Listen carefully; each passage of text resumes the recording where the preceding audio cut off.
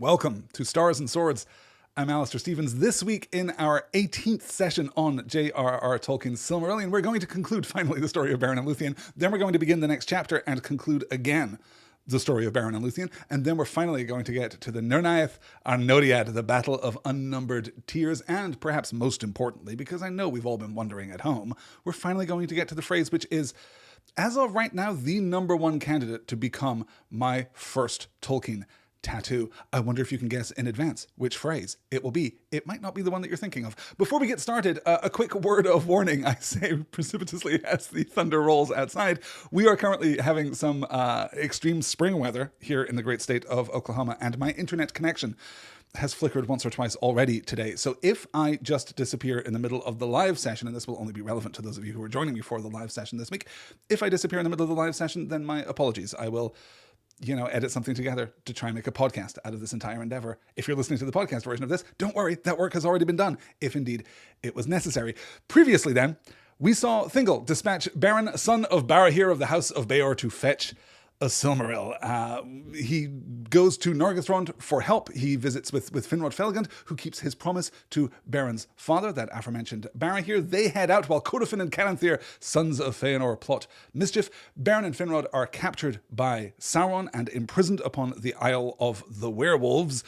But they're rescued. Well, one of them is rescued by Lúthien and the very good dog, Huan. They spend a little time recuperating in the forest, then Beren heads out toward Angband by himself. Lúthien catches up to him, and they put on disguises to sneak into Morgoth's fortress after Lúthien puts everyone to sleep. Beren takes the aforementioned Silmaril, but Morgoth begins to wake, and they flee together, which takes us up to this week's reading, and the flight from Morgoth's fortress into the very maw of Carcharoth, the Great Wolf. Before we get to that, though, because I received some correspondence this week, we must address the unanswered question. We must address the glowing jewel-like elephant in the room, which is simply this. Why doesn't the Silmaril burn Beren? Because it doesn't, textually, it doesn't, but a lot of people even interpret what we get on the page as being the manifestation of the prophesied burning, right? Similar to the burning that we saw in the hands of Morgoth.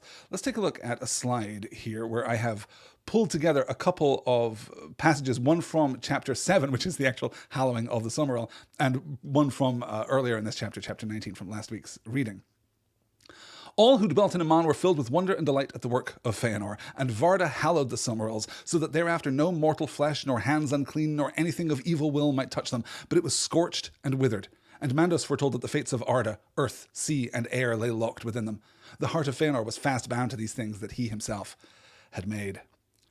So this is the original hallowing of the Silmarils as they are created by Feanor. Hey, remember a happier time back in Valinor when everyone was just a lot more chill and hanging out was just much more fun and entertaining? Well, that's where we were back when Varda intervenes and hallows the Silmaril, giving us this prophetic vision here, right? No mortal flesh, nor hands unclean, nor anything of evil will might touch them, but it was scorched and withered. We have seen this happen to Morgoth. This has happened to Morgoth, and he is still suffering from the consequence of that contact. Glorfin David is joining me here in the chat. Happy weekend to you too, Glorfin David. Thank you for joining me very much on this Sunday afternoon. So the second passage that we get here comes from, as I said, last week's reading, right? This is the moment when Beren has taken the Silmaril itself. As he closed it in his hand, the radiance welled through his living flesh, and his hand became as a shining lamp, but the jewels suffered his touch and hurt him not. It came then into Beren's mind that he would go beyond his vow, and bear out of Angband all three of the jewels of Feanor, but such was not the doom of the Silmarils. The knife Angrist snapped, and a shard of the blade flying smote the cheek of Morgoth. He groaned and stirred, and all the host of Angband moved in sleep. So suffered there comes into English in the 13th century through Old French from the Latin word suffrere, meaning to carry or to endure. Here it's used in its older meaning, allowing to occur or to continue, refraining from hindering, failing to prevent or suppress. This is the second time in this chapter that the word has appeared, of course, because we're also told that Huan suffered to let Lúthien ride him. This is the same kind of suffering, not in the modern sense, but in the traditional Old English sense, that you are permitting a thing to occur. And this opens a huge avenue of speculation for us here, right? Because is the jewel making a choice? Is the jewel, the Silmaril here, permitting Beren to hold it, or is there something else that is in place, or something else that is happening? The obvious interpretation, right, is that Beren doesn't fall under those categories as defined by Varda. Except, of course, that he absolutely is mortal. In fact, this story fundamentally is different if Beren isn't mortal. But I think it's important to hear that Varda hallows the Silmarils, and then thereafter the elves write this account. We don't know for sure that the elven narration of the Silmarillion is correct. We've talked before about some of the Noldorian propaganda that we've read, some of the anti-men propaganda that we have read, which we know from the content of the text is a direct consequence of the influence of Melkor over the culture and the gossip structures of the Noldor societies in Valinor in particular. So we don't know if this account is right. We don't know if it's technically correct. We don't know for sure that Varda is explicitly disbarring mortals from holding the Silmarils, or if the elves who document this event are using mortal as a shorthand for those hands unclean, right? If not outright evil will. So one interpretation is that actually, mortal men were never explicitly excluded from handling the Silmarils, and this line from chapter 7 is simply post facto elven editorial. And that's compelling enough, that's convincing enough. I think it certainly matches all the evidence as we have it. But there is another option, and it might, if we're willing to follow along this road just a little distance, it might give us an answer to a question that we have been asking for a long time, though not, I have to say, for a handful of chapters now. What does it mean for the Valar to hallow something? Because the quote from last week's reading, the suffering of the Silmaril here, to be held by Beren, might arguably be taken as a choice on the part of the jewel itself, that the Silmaril is choosing in that moment. The jewel suffered his touch and hurt him not. And furthermore, that it came then into Beren's mind that he would go beyond his vow and bear to Angband all three of the jewels of Fëanor. That kind of sounds familiar too, right? Interacting with an object of power that then plants thoughts in your head is something that is vaguely familiar to us as readers of Tolkien's Legendarium.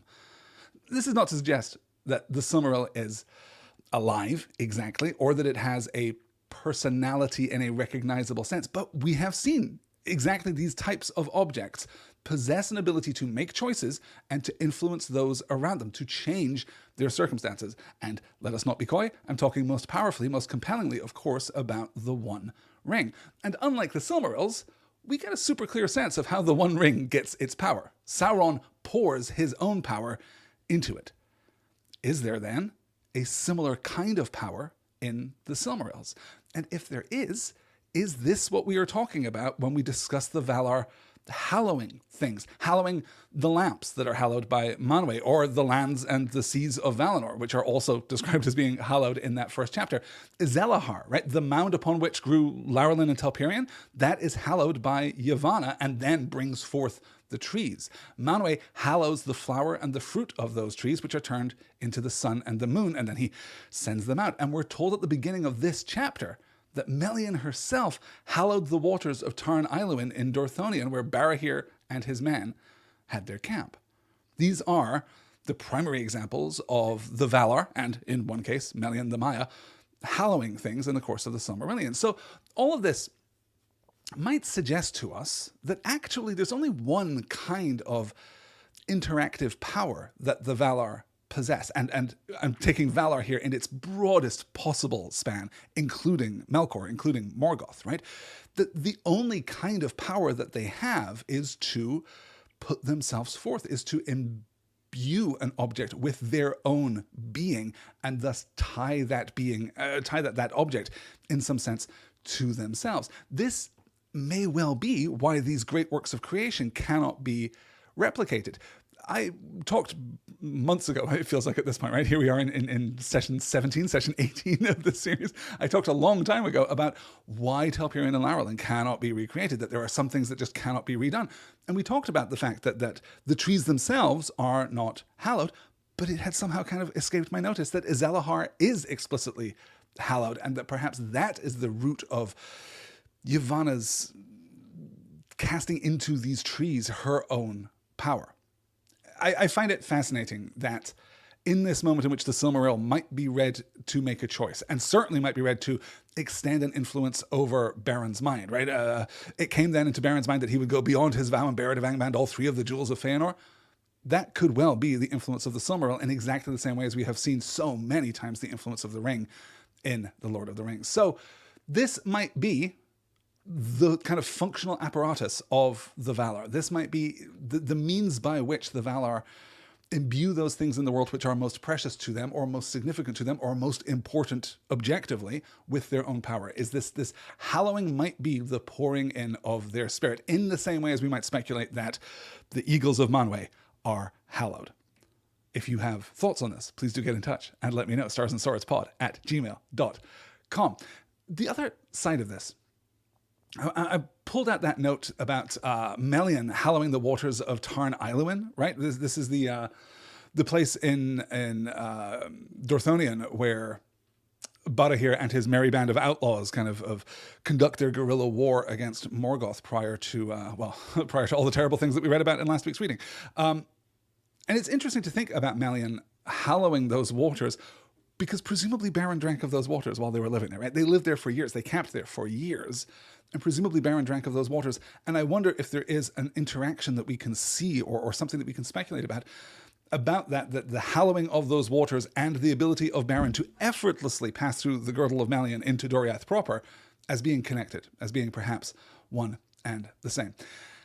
That, then, is our precursor. That, I think, gives us two possible answers as to why Beren is not burned. The first, that there is a legalistic loophole and that, in fact, mortals were never explicitly disbarred from handling the Silmarils. The second is that the Silmaril can make the choice, is that there is something of Varda's power inside the Silmaril right now that is making this judgment of Beren and suffering his touch. Let's get into this week's reading then and get back to Carcharoth, the Great Wolf. And a tough slide. We're going to see, this is a tough read, honestly. Then terror fell upon Beren and Lúthien, and they fled, heedless and without disguise, desiring only to see the light once more. They were neither hindered nor pursued, but the gate was held against their going out, for Carcharoth had arisen from sleep and stood now in wrath upon the threshold of Angband. Before they were aware of him, he saw them and sprang upon them as they ran. Lúthien was spent, and she had not time nor strength to quell the wolf, but Beren strode forth before her, and in his right hand he held aloft the Silmaril. Carcharoth halted, and for a moment was afraid. "Get you gone and fly," cried Beren, "for here is a fire that shall consume you and all evil things." And he thrust the Silmaril before the eyes of the wolf. But Carcharoth looked upon that holy jewel, and was not daunted. And the devouring spirit within him awoke to sudden fire, and gaping he took suddenly the hand within his jaws, and he bit it off at the wrist. Then swiftly all his inwards were filled with a flame of anguish, and the Silmaril sealed his accursed flesh. Howling, he fled before them, and the walls of the valley of the gate echoed with the clamour of his torment. So terrible did he become in his madness that of all the creatures of Morgoth that abode in that valley, or were upon any of the roads that led thither, fled far away. For he slew all living things that stood in his path, and burst from the north with ruin upon the world. Of all the terrors that came ever into Beleriand ere Angband's fall, the madness of Carcharoth was the most dreadful, for the power of the Silmaril was hidden within him. Inwards here, used as a noun in Old English to mean the internal workings of the body. This is the word that becomes, only around the beginning of the 19th century, in fact, only about 200 years ago, inwards becomes dialectically innards, which is a word that we still use today. Inwards has, in this sense, fallen almost completely out of the language. So the great tragedy here, I suppose. A tragedy, an irony, certainly, right? The irony of Carcharoth and Fáuglir now burning constantly with the Silmaril, right? The great thirst of Carcharoth, as was described in last week's reading, now being only raised, only heightened, only exacerbated by the presence of the Silmaril within him, that drives him to a greater madness, a greater devastation, a greater cruelty of all the terrors that came ever into Beleriand ere Angband's fall, right? One of those Tolkienian superlatives. This is absolutely the case. Of all the terrors that came into Beleriand ere Angband's fall, the madness of Carcharoth was the most dreadful. It is worse than Glaurung the dragon, more on whom later in this week's session. Because the Silmaril has been consumed, because it has been taken from the hand of Beren, thus Carcharoth is driven into this madness. And it's interesting to note here too, right, that it is Carcharoth's desire for the Silmaril specifically. He's not just operating as a wolf would. He's not just attacking his foe. He wants the jewel, right? Carcharoth looked upon that holy jewel and was not daunted, and the devouring spirit within him awoke to sudden fire. And he takes it. He wants this gem of Feanorian make and takes it into himself. There's an interesting question here too, I suppose. When we do the cinematic zoom in last week's reading, right? You remember talking about the one of those moments in which Tolkien's writing is at its most cinematic, I think, is when we get that account describing the Silmarils as, for they were set in the Iron Crown and treasured in Angband above all wealth, and Balrogs were about them, and countless swords and strong bars and unassailable walls in the dark majesty of Morgoth. It's interesting that we don't get Balrogs. It's interesting that Balrogs are in fact never mentioned while Beren and Lúthien are assaulting the through stealth and deception primarily, right? Assaulting the fortress of Angband. Gladrebecki says here in the chat, I think maybe it's kind of the hallowing rather than the Silmar itself as making an exception for Beren, though it seems quite different than Sauron tying his spirit into the One Ring. I do agree that there's a different quality to it. I would not want to conflate all of this into one thing, right? I think that the ways in which Morgoth and Sauron exert their power, exert their will, in effect, to dominate and corrupt and empower those beneath them, whether we're talking about the Balrogs, or we're talking about Glaurung, or we're talking about the Orcs, or we're talking about the One Ring, right? And even arguably later in the Third Age, the Palantiri, also possibly kind of infused with power and corrupted by Sauron. I do think that there's a significant distinction between the kind of good hallowing and the dark corruption that we associate with Morgoth and Sauron. But yeah, I'm just not sure that it's a completely different thing. If it is if there's something in Varda's hallowing, because it's telling that we don't get Varda's exact words, right? We get the account of what happens in that moment, but we're not told exactly how it is that Varda hallows the Silmarils, or what it is exactly that she says. But if there is a loophole specifically for Beren himself, yeah, it's possible. We just don't know. All we can try and do is kind of taxonomically align these things and try to find these connections that are as convincing within the specific text of the piece as within the aesthetic of the piece, right? We want to try and understand in a more holistic way how Tolkien is coming to understand the power of the Valar in particular, and to a lesser extent the Maiar, right? Sauron included. And how those things are being manifested in the world and distinguished. Because, as I've said before, modern fantasy authors would be perfectly happy to lay out 80 pages on here's how the magic of Middle-earth works. In fact, there would probably be separate volumes about the magic of Middle-earth, right? But Tolkien, at every single turn, refuses that. There are a handful of times in the entire Legendarium when we can see absolutely unambiguous spellcraft at work, right? Someone effectively casts a spell, but even what those spells are, or what they mean, or how they are manifested, seems wildly different. I'm thinking of Gandalf breaking Saruman's staff, which is much less a casting of a spell than it is a statement of fact with which the world eagerly complies in that moment. We might think of the Witch King of Angmar before the gates of Minas Tirith during the Battle of the Pelennor Fields actually casting a spell, right? That's probably the moment where we get the clearest and most traditional kind of casting of a spell. But of course, that's not representative because it's dark magic. We're always eager, I think, to draw fences around that and kind of separate it out. So in my desire to kind of broadly understand what it is that Tolkien is asserting to be true about these semi-divine, semi-angelic beings that have come into Arda and the exact means by which they interact with the world, I'm looking for patterns in all of this. And certainly I think the pouring of one's essence into these objects, and as I say, not just objects, also I would include there the eagles of Manwë too. I think that you create a bond, you create some tie between the object and the person who is hallowing that object, but also there is a degree of autonomy within that object. I think that we can kind of consistently see that as we move through. Or perhaps not. It's kind of soft. We'll have lots of opportunities to talk about this in the new forthcoming Tolkien show, where this is exactly the kind of road that I want to go down week after week. Not the same road, different roads, but still, you know what I mean. Let's, speaking of the eagles, in fact, let's get to a serendipitous rescue here. The eagles, they are coming. Now Beren lay in a swoon within the perilous gate, and death drew nigh him, for there was venom in the fangs of the wolf. Lúthien with her lips drew out the venom, and she put forth her failing power to staunch the hideous wound. But behind her in the depths of Angband the rumour grew of great wrath aroused. The hosts of Morgoth were awakened. Thus the quest of the Silmaril was likely to have ended in ruin and despair. But in that hour, above the wall of the valley, 3 mighty birds appeared, flying northward with wings swifter than the wind.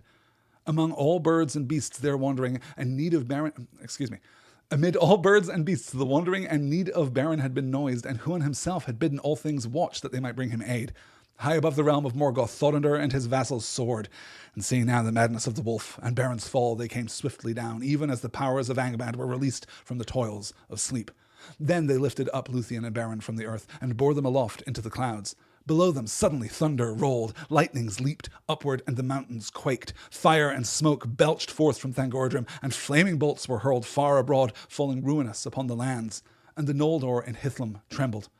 But Thorondor took his way far above the earth, seeking the high roads of heaven, where the sun day-long shines unveiled and the moon walks amid the cloudless stars. Thus they passed swiftly over Down Fauglith and over Town Nufuin, and came upon the hidden valley of Tumladen. No cloud nor mist lay there, and looking down Lúthien saw far below, as a white light starting from a green jewel, the radiance of Gondolin the fair, where Turgon dwelt. But she wept, for she thought that Beren would surely die. He spoke no word, nor opened his eyes, and knew thereafter nothing of his flight. And at the last the eagles set them down upon the borders of Doriath, and they were come to the same dell where Beren had stolen in despair, and left Lúthien asleep. Let's just take a moment here.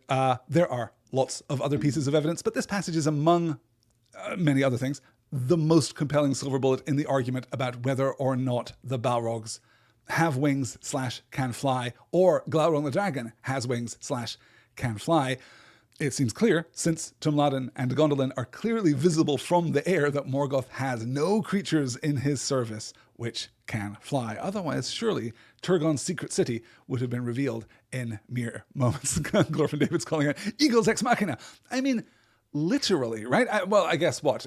Deus ex eagles, I suppose, is really the formulation that we're seeing here, because we're sure to read this once again as either the direct or indirect intervention of Manwë. One of the things that has really, really settled in my mind as we've been going through the Silmarillion this time, one of the things that I've always kind of been open to as a point of speculation, but never really felt fixed and certain about, is the degree to which the Eagles are basically nothing more, nothing less than the extension of Manwë's will in Middle-earth. I think that holds true pretty comprehensively throughout the entire Legendarium, and not all eagles, of course, but the great eagles, the significant eagles, the eagles who come when they are needed. I'm pretty confident now of just reading them across the sweep of their history as being the manifestation of Manwë's will. And this is another one of those moments. Had not the eagles been present, then the quest of the Silmaril would have ended in ruin and despair, right? The full-massed power of Angband is now awake and is rising and is coming forth to meet with Beren and to retrieve this Silmaril. Well, the Silmaril, I suppose, is with Karkaroth to the south, but certainly to retrieve the person who stole the Silmaril. And this is a classic example, you're absolutely right, Glorfin David, of the eagles coming in a moment of absolute direst contingency. We need them to be here so that we can be rescued. It's completely in keeping with The Hobbit, with The Lord of the Rings, with all the appearances of the eagles. With Maedhros too, right? We're going to be talking a little bit about Maedhros as we get into the Battle of Unnumbered Tears. And we'll remember how he hung above Thangordrim only to be rescued by Thorondor, this same eagle here. So they are taken to the borders of Doriath, to the same dell whence Beren had stolen in despair and left Lúthien asleep, which is a very subtle but really lovely acknowledgement of one of the standard elements of fairy stories, right? Quest narratives of this form, peculiarly, have a lot to do with traditional fairy stories. And this idea of returning to the mortal plane, returning to the mortal realm in exactly the place that you left it, feels very consistent with those kind of medieval stories, those kind of even early modern versions of this story too, right? You go forth from a place into a realm of fairy, you have a wild adventure, you usually come back changed, either physically or psychologically, certainly physically in the case of Beren here, but you awake, in a sense, in the same place as you left.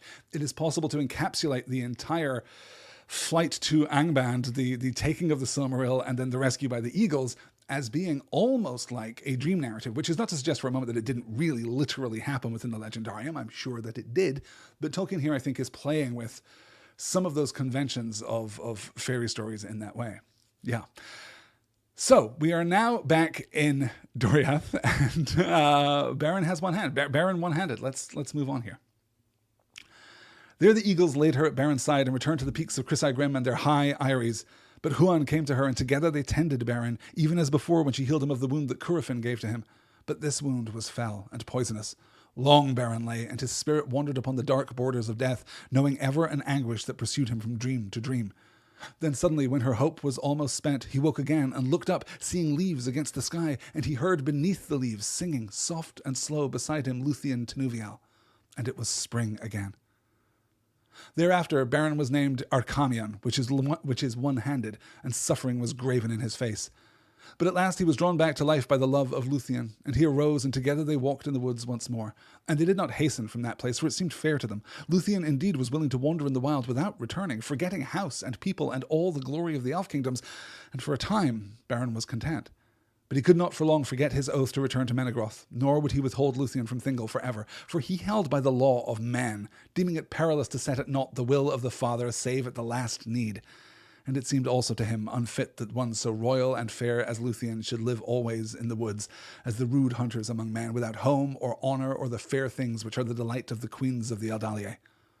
Therefore, after a while, he persuaded her, and their footsteps forsook the houseless lands, and he passed into Doriath, leading Lúthien home. So their doom willed it. We have the moment here of Lúthien conspicuously singing on the borders of Doriath. We're told after Thingol sends Beren out. But Lúthien was silent, and from that hour she sang not again in Doriath. A brooding silence fell upon the woods, and shadows lengthened in the kingdom of Thingol. And since she's singing here, I guess we can be pretty sure that the eagles are scrupulous in dropping them off on the borders of Doriath rather than within the girdle of Melian itself. Interesting to speculate whether or not the eagles could pass into the girdle of Melian, right? We're kind of, it's not quite the same, but well, it's not completely dissimilar either, right? There is a similar kind of judgment of character being performed, it seems, by the girdle of Melian and the Silmaril, both the hallowed Silmaril. So we're getting something that might appear to be typography happening here, right? We're getting this kind of moment of recapitulation. Huan and Lúthien heal Beren again in the forest again. They go out of their way to note that this is a recapitulation of the recovery after Sauron's dungeon, right, on the Isle of the Werewolves. We note that this is just like that last time too. And then we get Beren and Lúthien wandering in the forest. Again, this is the second time that they're going to do that too. We're folding in here a circularity to their story. We keep coming back to these same beats, but it's not, I think, quite the same as other versions of this that we've seen throughout the Legendarium. I think what we're seeing here is the building very functionally, very powerfully, of a pair of 3 beats, which are kind of nested together. The first time they wander together. The second time Beren is healed. Now Beren has been healed again, and they're wandering together still. But now he is Archamion, one-handed, and suffering was graven in his face. Perhaps the most interesting thing here, because it is, I think, extremely telling about the kinds of assumptions that Professor Tolkien is making. And I don't mean assumptions in the sense that Tolkien himself as author is failing to interrogate this material, but he is betraying, I think, either a sense of his own ideology or the ideology of these cultures that he is painstakingly compositing together here in the frame of Beleriand in particular, but Middle-earth in general. For he held by the law of man, deeming it perilous to set at naught the will of the Father, save at the last need. Beren in this moment believes that Thingol still has some kind of right of command over Lúthien. He is still her father. And that should feel immediately kind of a little gross and a little patriarchal and a little, insufficiently modern, perhaps, to most readers of this book. But what's crucial is exactly how that is framed. Beren is adhering to the law of man. He is himself being a part of his own culture. He is himself kind of honoring the ideological framework that has constructed this culture of man, at least of the house of Beor, right? Deeming it perilous to set at naught the will of the Father, save at the last need. This doesn't say that fathers have absolute command over their children, particularly their daughters. It says that if you ignore the will of your father, that's perilous. That's dangerous, right? You probably should listen to your dad, save at the last need, unless there's a really good reason not to. Even here, where Tolkien comes as close maybe as he does in the entire Silmarillion to kind of acknowledging the patriarchal underpinnings of all of these shared cultures. Even here, he's granting to, not Lúthien specifically, you'll note, but just all children, all daughters of fathers, he's granting to them a kind of free will. We're going to continue to see this very powerfully, very subtly, but very frequently as we move through the Battle of Unnumbered Tears. The ways in which, well, and to some greater extent, even through the story of Turin Turambar, through, the end of Beleriand, in effect, we're going to see a lot of free will. We're going to see a lot of these moments in which people make choices, right? Oh, obviously, we're going to arrive at Lúthien's great choice in just a couple of slides, assuming that we ever get there. I'm taking so long talking about the end of this chapter. We've got an entire battle to talk about, so I should maybe push on here. Oh, I should gloss Eldalie. We haven't had that word in quite a while. Eldalie there is elvenkind, all elves, right? So without a home or honor or the fair things which are the delight of the queens of the Eldalie. Basically, Lúthien deserves better than this rough, rustic lifestyle here in the woods. Beren is making this choice himself. We don't get insight into what Lúthien thinks, right? It's very much Beren taking command of the narrative here. And he persuades her. Thereafter, a while, he persuaded her, so their footsteps forsook the houseless lands, and he passed into Doriath, leading Lúthien home. This is not, of course, the end of their story. Although I should absolutely call out, I'm just kind of taking it as read, that we're noticing that reference to doom, right? That this is a part of the fate that lays upon the pair of them right now. Upon Doriath, evil days had fallen. Grief and silence had come on all its people when Lúthien was lost. Long they had sought for her in vain, and it is told that in that time Daeron the minstrel of Thingol strayed from the land and was seen no more. He it was that made music for the dance and song of Lúthien before Beren came to Doriath, and he had loved her, and set all his thought of her in his music. He became the greatest of all the minstrels of the elves east of the sea, named even before Maeglin, son of Feanor. But seeking for Lúthien in despair, he wandered upon strange paths, and passing over the mountains he came to the east of Middle-earth, where for many ages he made lament beside dark waters for Lúthien, daughter of Thingol, most beautiful of all living things. In that time Thingol turned to Melian, but now she withheld her counsel from him, saying that the doom that he had devised must work to its appointed end, and that he must now wait upon time. But Thingol learned that Lúthien had journeyed far from Doriath, for messages came secretly from Celegorm, as has been told, saying that Felagund was dead, and Beren was dead, and Lúthien was in Nargothrond, and that Celegorm would wed her. Then Thingol was wrathful, and he sent forth spies, thinking to make war upon Nargothrond. And thus he learned that Lúthien was again fled, and that Celegorm and Curufin were driven from Nargothrond. Then his counsel was in doubt, for he had not the strength to assail the 7 sons of Feanor, but he sent messengers to Himring to summon their aid in seeking for Lúthien, since Celegorm had not sent her to the house of her father, nor had he kept her safely. So, really catching up here on what has happened in Doriath since Beren went forth to Nargothrond to recruit the aid of Finrod Felagund. We'll pause here for just a moment to focus on Daeron. Daeron, who you will remember, sold Lúthien out to her dad not once but twice, ladies and gentlemen, all because he loved her. And it's maybe hard to feel sad for him, pouting by turbulent waters in the east of Middle-earth, over the Ered Luin there, in Middle-earth proper, in effect. It is interesting to note there that it is from his sadness, right? Where for many ages he made lament beside dark waters for Lúthien, daughter of Thingol, most beautiful of all living things. It is from this grief, it is from the art that he creates in his grief for the loss of Lúthien that he becomes the greatest of all the minstrels of the elves east of the sea, named even before Maeglin, son of Feanor, right? Maeglin the singer, the guy who is known for being the best musician. Now Daeron the minstrel becomes the greatest musician of the elves of Beleriand because he is so heartsick for the loss of Lúthien. Once again, we're reminded of Nienna in the Ainulindale, right? There's this incredible towering sadness and grief from which its beauty chiefly came. That's what we're told in the Ainulindale, and we're seeing the same kind of manifestation here. Sad songs are the best songs. Is this true? Is this true in real life? I feel like maybe it is. I am a sucker. I am known in my peer group as being a complete schmuck for the slow, sad cover. I know that is now horribly overplayed, but I'm in my 40s. I've liked this stuff for like 20 years now. I liked it before it was cool. I liked it before it was completely swamped the soundtracks of all, dramatic television for sure. The slow, sad cover, I generally believe, is the best cover, is generally the best version of any given song. That's just kind of my spirit, but yeah, tell me what you guys think. In that time, then, Thingol turned to Melian, and Melian has nothing to say. She withheld her counsel from him, saying that the doom that he devised must work to its appointed end. Hey, you made this choice, and I told you at the time that it was a bad choice, but here we are. Now it just has to play out. It's just going to be what it is going to be. I have no counsel for you. So Thingol learns that Lúthien, we basically get the recapitulation of the story here, right? He learns that Lúthien goes to Nargothrond. He learns that Felagund is dead. He learns that Beren is thought dead, that Lúthien was in Nargothrond and was going to be married to the son of Feanor. He's wrathful. He sends forth spies. He's ready to throw down with the elves of Nargothrond, who are at this point, under the rulership of Orodreth, innocent of the crimes of which Thingol suspects them.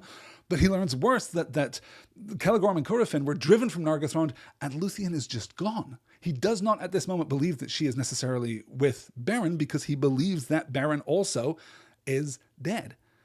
So he cannot contest the power of the sons of Feanor, right? So he sends messengers to Himring, to Maedhros specifically, to summon their aid in seeking for Lúthien, since Celegorm had not sent her to the house of her father, nor had he kept her safely, right? He goes to Maedhros basically with this idea, hey, your brother was in possession of my daughter, which is gross, but also he failed to take care of her. That makes this your problem too. I demand your help because your brother screwed up and didn't either bring my daughter home or take care of her properly. So Thingol is in a dark place here, right? It's a tough spot for him. But we're not done. But in the north of his realm, his messengers met with a peril sudden and unlooked for. The onslaught of Carcharoth, the wolf of Angband. In his madness, he had run ravening from the north, and passing at length over Tower Nufuin upon its eastern side, he came down from the sources of Iskalduin like a destroying fire. Nothing hindered him, and the might of Melian upon the borders of the land stayed him not, for fate drove him, and the power of the Silmaril that he bore to his torment. Thus he burst into the inviolate woods of Doriath, and all fled away in fear.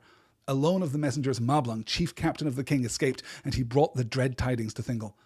Even in that dark hour, Beren and Lúthien returned, hastening from the west, and the news of their coming went before them like the sound of music borne by the wind into dark houses where men sit sorrowful. They came at last to the gates of Menegroth, and a great host followed them. Then Beren led Lúthien before the throne of Thingol her father, and he looked in wonder upon Beren, whom he had thought dead, but he loved him not because of the woes that he had brought upon Doriath. But Beren knelt down before him and said, I return, according to my word. I am come now to claim my own. And Thingol answered, what of your quest and of your vow? But Beren said, it is fulfilled. Even now a Silmaril is in my hand. Then Thingol said, show it to me. And Beren put forth his left hand, slowly opening his fingers, but it was empty. Then he held up his right arm, and from that hour he named himself Kamlost, the empty-handed. So the alignment of these two events, right? The perfect encapsulation of what Beren has brought, through no fault of his own, really, but what Beren has brought to Doriath. First, Carcharoth smashes through the girdle of Melian. The first creature to do so, we'll note, right? This is the first time that the girdle of Melian has been consciously and deliberately breached, right? Beren crosses it, but is unthinking and isn't even aware of the fact that he is crossing it as it happens. Carcharoth comes through it into the inviolate woods of Doriath, where the elves of Thingol have lived peacefully for centuries. There has been no conflict within Doriath because no attacker has passed the girdle of Melian. But this is a new danger to the Sindar that live here. Alone of the messengers, Maeglin, chief captain of the king, escaped. We'll get more on Maeglin in a moment. And even as Carcharoth is attacking, even as Maeglin returns to Menegroth to inform King Thingol what is going on in the north, that is when Beren and Lúthien return, hastening from the west, and the news of their coming went before them like the sound of music borne by the wind into dark houses where men sit sorrowful.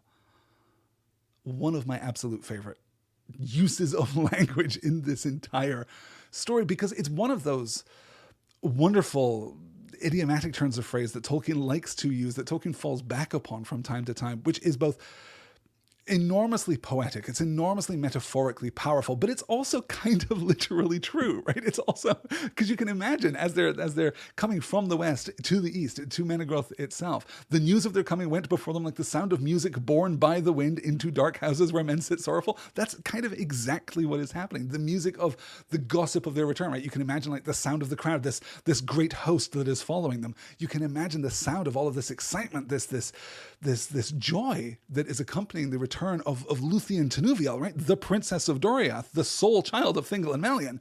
There's this energy here as they're returning, and it is not unlike literally music borne by the wind into dark houses where men sit sorrowful. The man here in particular, of course, being Thingol. What is perhaps most potent here is the turn that we get. Right? I had some correspondence, some very brief and genial correspondence about whether or not I was being too generous to Beren in his first meeting with Thingol, where he talks about Lúthien as a treasure to possess, right? He talks about wanting this thing. There's this he is desirous of this object of Lúthien in that moment. And I made my defense for him in that moment where I'm saying, well, no, I think I read this as him meeting Thingol where he is. Thingol's accusing him of being a thief before he even knows why he is in Doriath. And Beren kind of playfully, wryly kind of meets him where he is. He kind of presents himself as a thief, and then the reveal that he's talking about Lúthien is kind of a rhetorical flourish there, right? That's kind of my read. Other people have different reads. That's completely okay. That's part of the pleasure of this whole endeavor. But when I'm thinking about that kind of Beren, when I'm thinking about that kind of I don't know. There's almost something like Han Solo-ish about Beren in that moment, right? I see something similar here. Thingol answered, "What of your quest and of your vow? It is fulfilled. Even now a Silmaril is in my hand." "Well, show it to me," says Thingol. And the fact that Beren does this little magic trick of, well, it's not in my left hand, so what does that mean? And then holds up the stump of his right forearm, severed at the wrist by the jaws of Carcharoth. It is theatrical, right? In the moment, it is avowedly theatrical. Beren is choosing a little bit of performance here, which absolutely kind of mirrors, to me at least, that reading of his initial contact with Thingol. It's something that we don't see a lot of, but it is something that is consistent with the kind of charming outlaw archetype that we've attributed less so to Beren because he doesn't really feature in that story directly, but to his father, right? I was joking about Barahir and his merry man up there in Dorthonion fighting this guerrilla war against Morgoth, but there is something to that, and that is a fixture in like English folklore. It is absolutely Robin Hood, of course, but it's also all the other characters who are drawn from or cleave to the same archetype. So that's my interpretation here of Beren, and it's absolutely, this was where I got the title of last week's session from. He is technically correct, the best kind of correct, and it works, because Thingol has never met a dad joke that he didn't like. Then Thingol's mood was softened, and Beren sat before his throne upon the left and Lúthien upon the right, and they told him the tale of the quest, where all there listened and were filled with amazement. And it seemed to Thingol that this man was unlike all other mortal men, and among the great in Arda, and the love of Lúthien a thing new and strange. And he perceived that their doom might not be withstood by any power of the world. Therefore at the last he yielded his will, and Beren took the hand of Lúthien before the throne of her father. But now a shadow fell upon the joy of Doriath at the return of Lúthien the Fair. For learning of the cause of the madness of Carcharoth, the people grew the more afraid, perceiving that his danger was fraught with dreadful power because of the holy jewel, and hardly might be overthrown. And Beren, hearing of the onslaught of the wolf, understood that the quest was not yet fulfilled. Therefore, since daily Carcharoth drew nearer to Maeglin, they prepared the hunting of the wolf. Of all pursuits of beasts whereof tales tell the most perilous. To that chase went Huan, the hound of Valinor, and Mablung of the heavy hand, and Beleg strongbow, and Beren and Carmion, and Thingol, king of Doriath. They rode forth in the morning and passed over the river Isgalduin, but Lúthien remained behind at the gates of Maeglin. A dark shadow fell upon her, and it seemed to her that the sun had sickened and turned black. There were so many sets of three here as we move through this story. I've already talked a little about Beren being healed by Lúthien, and to a lesser extent by Huan, that we've had these periods of wandering that they've shared, right? We've had the first, we've had the second, we will, spoilers, get a third. There's also this idea of the quest should have ended. The quest should be over now, and it isn't, right? The return of the Silmaril ought to be or the return of the Silmaril, I guess, the return of Beren and Lúthien to Maedhros ought to be, in a sense, the end of the story of Beren and Lúthien. But this is not of Beren and Lúthien. This is taken from the Lay of Lúthien. This is taken from Release from Bondage, as we discussed in last week's session, and we'll discuss again as we approach the end of this week's session. The story should be over, but isn't. And that's where we are right now, right? Again, we're going to get, no spoilers, 3 endings of the story. One of them is going to be explicitly called out as the end of the story, which we'll get to in just a moment. Gladrebecki's calling here, was Karkaroth consciously breaching the barrier if he was in a raging madness? You're absolutely right, Gladrebecki. I realized that as I was saying it, that it's not a conscious breaching of the barrier as much as it is a force of evil, right, coming across the girdle of Melian.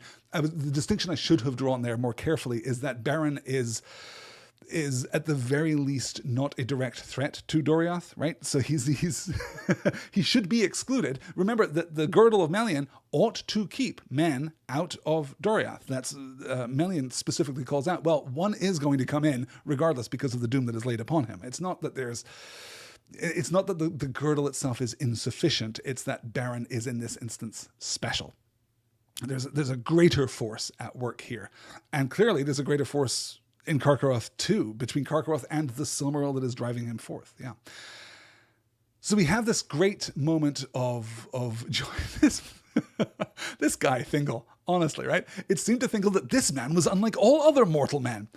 Let's take a quick count. How many mortal men has Thingol ever met? Is it one? Because I think it's one.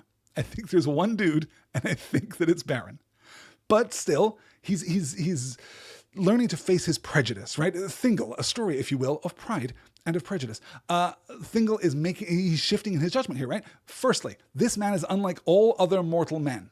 Okay, let's not kind of question that too closely, but okay, he's elevating Beren in his estimation. Not only is he not like other mortal men, but he's among the great in Arda, to be counted among, right, the princes of the Noldor, the princes of the Sindar, even the Valar and the Maiar themselves. He's of the great.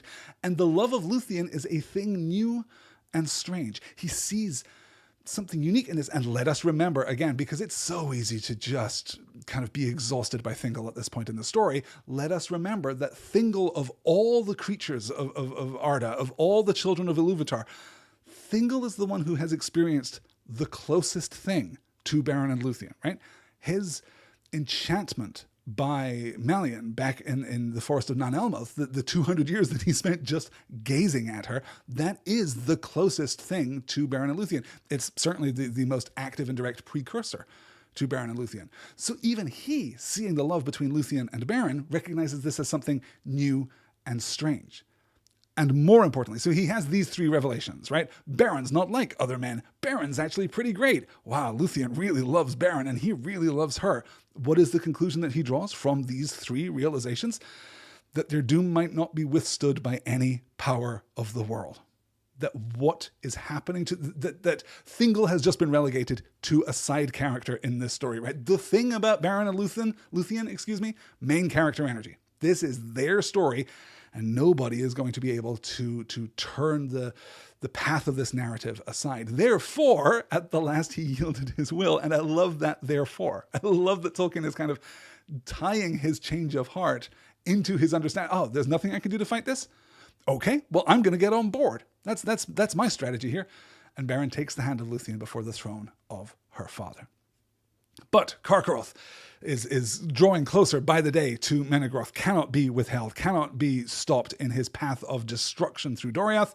So we send for, and I love how the rhetorical level here shifts up. It's like you can feel the gear shift move, right? You can feel the transmission change here as Tolkien brings us into this higher order rhetoric. Therefore, since daily Karkaroth drew nearer to Menegroth, they prepared the hunting of the wolf, capital H, capital W. Of all pursuits of beasts whereof tales tell, the most perilous. This is the greatest hunt ever. This is it.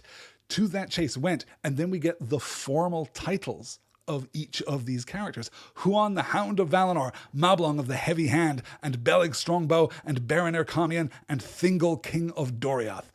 Like, we're getting the Avengers glamour shot of all of these characters as they kind of suit up and draw their weapons. We get like the iconic pose, right, of each of these characters as they ready themselves to go forth for the hunting of the wolf. But Lúthien remains behind. We get here again the dramatic irony. Lúthien remains behind. A dark shadow falls upon her, and it seems to her that the sun had sickened and turned black. It's amazing stuff. And of course, she's right. This is a moment of foreboding. I should note here, Maeglin has been mentioned before. We got him in the previous slide, of course.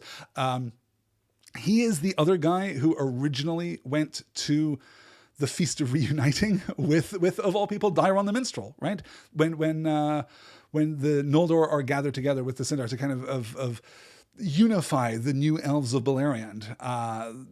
Maeglin is one of the elves who goes to, he's one of the two emissaries sent by Thingol to that event. So he's kind of been running through the story up to this point. Let's get to the end of Carcharoth before I spend the entire session just concluding this chapter. The hunters turned east and north, and following the course of the river, they came at last upon Carcharoth the wolf in a dark valley, down the northern side whereof Isgalion fell in a torrent over steep falls. At the foot of the falls, Carcharoth drank to ease his consuming thirst, and he howled, and thus they were aware of him. But he, espying their approach, rushed not suddenly to attack them. It may be that the devil's cunning of his heart awoke, being for a moment eased of his pain by the sweet waters of Isgaldwin. And even as they rode toward him, he slunk aside in a deep brake, and lay hid. But they set a guard about all that place and waited, and the shadows grew long in the forest. Beren stood beside Thingol, and suddenly they were aware that Huan had left their side. Then a great baying awoke in the thicket, for Huan, becoming impatient and desiring to look upon this wolf, had gone in alone to dislodge him. But Carcharoth avoided him, and bursting from the thorns, leapt suddenly upon Thingol. Swiftly Beren strode before him with a spear, but Carcharoth swept it aside and felled him, biting at his breast. In that moment Huan leapt from the thicket upon the back of the wolf, and they fell together, fighting bitterly. And no battle of wolf and hound has been like to it, for in the baying of Huan was heard the voice of the horns of Orome and the wrath of the Valar, but in the howls of Carcharoth was the hate of Morgoth, and malice crueler than teeth of steel. And the rocks were rent by their clamour, and fell from on high and choked the falls of Isgaldwin. There they fought to the death, but Thingol gave no heed, for he knelt by Beren, seeing that he was sorely hurt. Huan in that hour slew Carcharoth. But there in the woven woods of Doriath his own doom long spoken was fulfilled, and he was wounded mortally, and the venom of Morgoth entered into him. Then he came, and falling beside Beren, spoke for the third time with words, and he bade Beren farewell before he died. Beren spoke not, but laid his hand upon the head of the hound, and so they parted. Again, we're back in like medieval saga here, right? We're in the epic poetry that so inspired Tolkien in his original creation of the Legendarium in the first place. This is our Beowulf mode. We can think of it as being unto that. So Carcharoth is on the banks of the Isgaldwin, right? He's drinking deep of the sweet waters of the Isgaldwin that manages to still the great thirst within him caused by the Silmaril. Well, caused in part by his nature and then exacerbated by the Silmaril. It stills that thirst for long enough that he can hide, right? The devil's cunning of his heart awoke, being for a moment eased of his pain by the sweet waters of Isgaldwin. Oh, he thinks to hide. He doesn't just continue this rampage. For a moment, his consciousness is returned to him. He becomes aware again. He's not just being consumed by the madness of the Silmaril burning within him. For a moment it is stilled, and he is wise enough, cunning enough to conceal himself in the brake. A brake, this is another Old English version of this word, marshland, usually bearing tall grasses or brambles, right? Which would tie in beautifully here. So Beren is beside Thingol. They become aware that Huan has gone off to do what hunting dogs do, to flush out their prey. Carcharoth bursts in. Beren steps forward with the spear. Carcharoth sweeps it aside and bites Beren in the breast, and he drops. And in that moment, Thingol ignores the conflict and turns to Beren. I think proof here of Thingol's genuine regard for his son-in-law, right? Genuine regard for this mortal man who he now so esteems. It's possible to read the earlier passage about Thingol's change of heart as being somewhat self-serving, right? Because we get that idea that, well, nothing can stop this from happening, so I might as well, sign on with Team Beren and Lúthien. But it's clear here that there is a very direct and powerful connection between these two. Meanwhile, Huan and Carcharoth have the battle, right? The battle of all battle. No battle of wolf and hound has been like to it. For in the baying of Huan was heard the voice of the horns of Orome and the wrath of the Valar, right? So in the left corner, the horns of Orome and the wrath of the Valar. In the right corner, the hate of Morgoth and malice crueler than teeth of steel. And they clash and the rocks fall. And then we pull back almost, right? We cool this rhetorical mode, and we get the simple fact. Huan in that hour slew Carcharoth, but there in the woven woods of Doriath his own doom long spoken was fulfilled, and he was wounded mortally, and the venom of Morgoth entered into him. And we get the fulfillment of the doom of Huan, right? The fate of Huan, that which has been prophesied. He was told that he would speak 3 times, and thus he speaks 3 times. And the 3rd time is not to aid Lúthien. It is not to give counsel. It is not to change the course of history. It is something much more personal than that. It is much more immediate and intimate than that. It is simply to say goodbye to Beren. It's not to give Beren final instructions. It's not to say, there is another. It's not to set the next plot hook in motion, which is, again, something that modern fantasy writers would find almost irresistible. I myself, when I say modern fantasy writers, I'm generally including myself in that group, right? I'm an enthusiastic amateur fantasist for sure, but I would find it almost impossible to resist the urge to make this a hook for the next movement of the plot. But Tolkien resists because Huan's story is Huan's story. It belongs to him. And that kind of autonomy in the context of this narrative is a constant feature of Tolkien's writing. I think less so, when we get to his later, when we get chronologically to his later works, when we get, of course, to his earlier works. But when he is in this mythic mode, one of the things that gives the Legendarium the power that it possesses is the interweaving of all of these stories. And one of the things that allows these stories to interweave so beautifully is that each story is unto itself complete. That each story is a story worth telling. The tale of Huan the Hound of Valinor is a great story, not just because it is a part of Beren and Lúthien's story, right? You can distill it out, and parents can sit by the fire and tell their bright-eyed cherubic nibblings that tell them the tale of Huan the Hound of Valinor, and how he fell at last to Carcharoth, fell in victory, but fell nonetheless, and how the last time that he spoke was to bid farewell to Beren. But things are looking bad. Oh, I should call out, just because we've been kind of keeping an inconstant track of this, but we have mentioned it before now, and we'll mention it again after. This is the last reference to Orome in the Silmarillion, which is crazy. Orome himself has not shown up in person since chapter 10, but this is it. This is the last reference, which is fitting in its way, right? Huan deserves perhaps the reference to Orome here, but it is a continuation of this de-escalation that we've seen in terms of the mythic level of this narrative, right? We are now very much on the ground. We could not be more in the ground here, right? As we are beholding the mire and the blood of this very personal, very intimate conflict. We've come a long way from our discussions of the Valar and from operating at that level. Now we're much closer to the ground, and we're going to continue to stay close to the ground as we move through. So let's recover the Silmaril and witness the death of Beren. Maeglin and Beleg came hastening to the king's aid, but when they looked upon what was done, they cast aside their spears and wept. Then Maeglin took a knife and ripped up the belly of the wolf, and within he was well nigh all consumed as with a fire. But the hand of Beren that held the jewel was yet incorrupt. But when Maeglin reached forth to touch it, the hand was no more, and the Silmaril lay there unveiled, and the light of it filled the shadows of the forest all about them. Then quickly and in fear Maeglin took it and set it in Beren's living hand, and Beren was aroused by the touch of the Silmaril, and held it aloft and bade Thingol receive it. Now is the quest achieved, he said, and my doom full wrought. And he spoke no more. They bore back Beren, Camlost, son of Barahir, upon a bier of branches with Huan the Wolfhound at his side, and night fell ere they returned to Menegroth. At the feet of Hirelorn, the great beach, Lúthien met them walking slow, and some bore torches beside the bier. There she set her arms about Beren and kissed him, bidding him await her beyond the western sea. And he looked upon her eyes ere the spirit left him, but the starlight was quenched, and darkness had fallen even upon Lúthien, Tinuviel. Thus ended the quest of the Silmaril. But the lay of Lúthien, released from bondage, does not end. For the spirit of Beren at her bidding tarried in the halls of Maedhros, unwilling to leave the world, until Lúthien came to say her last farewell upon the dim shores of the outer sea, whence men that die set out never to return.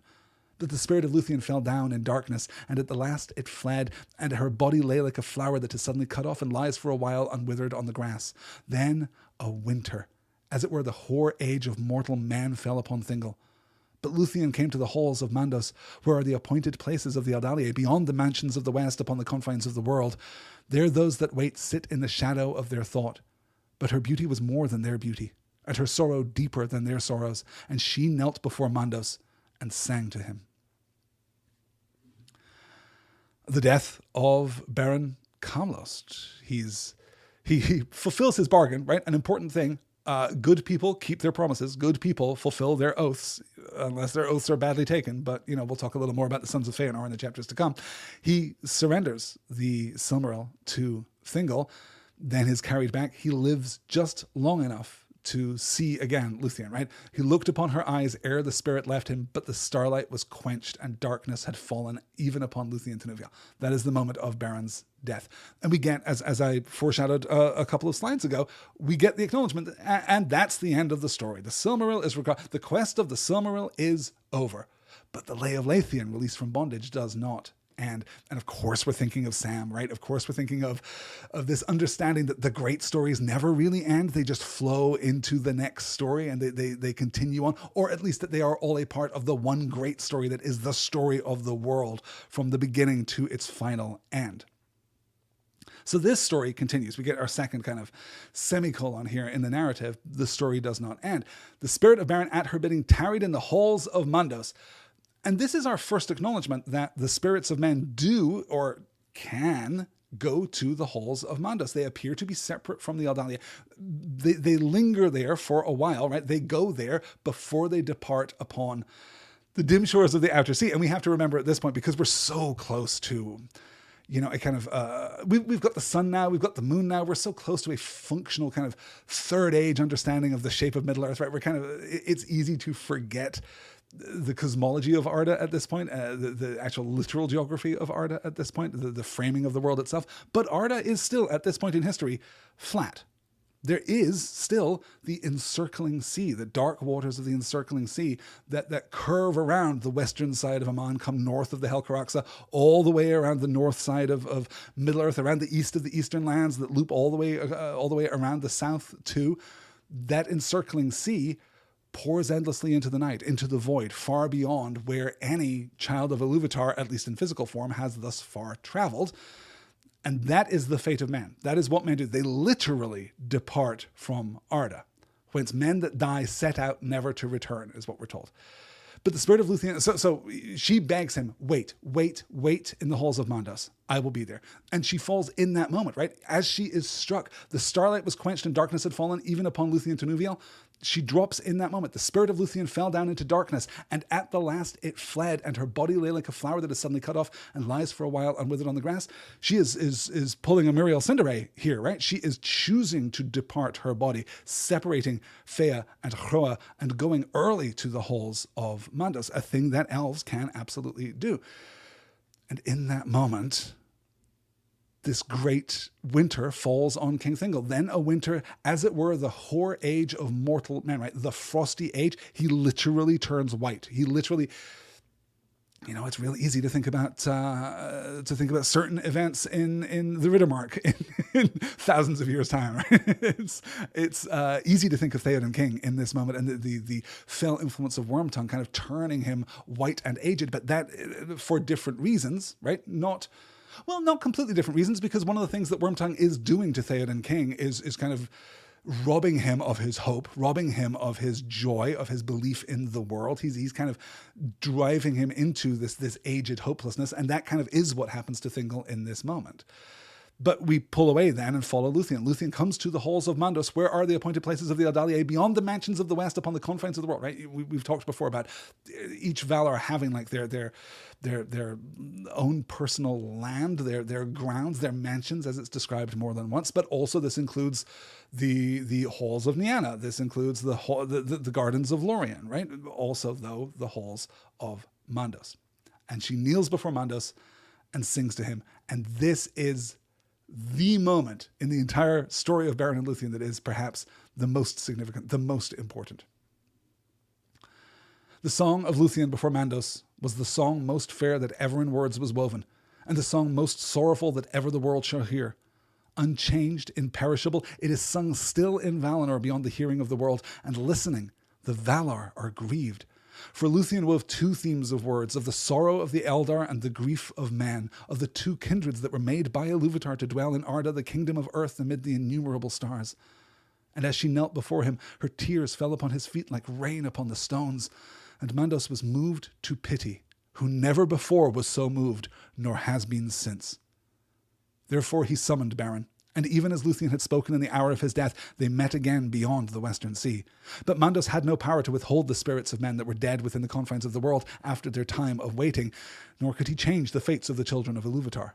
He went therefore to Manwë, lord of the Valar, who governed the world under the hand of Ilúvatar, and Manwë sought counsel in his inmost thought, where the will of Ilúvatar was revealed. These were the choices that he gave to Lúthien.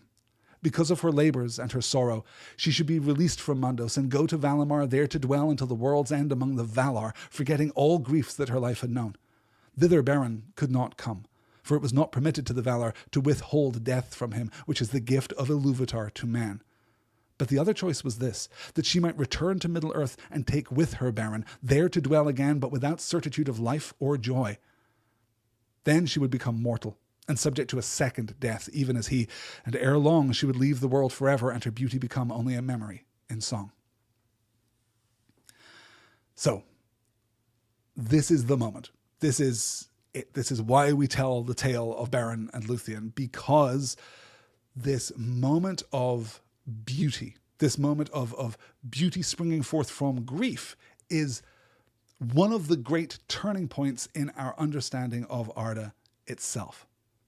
Maedhros was moved to pity, who never before was so moved, nor has been since. This is an absolutely unique event in the span of the Legendarium. And we'll remember, for as much as Professor Tolkien likes foreshadowing these echoes of these events and recalling the previous echoes of these events, right? We've talked so much about how the same kinds of characters find themselves in the same kinds of circumstances, and we play out these repeated beats up and down the long history of Arda.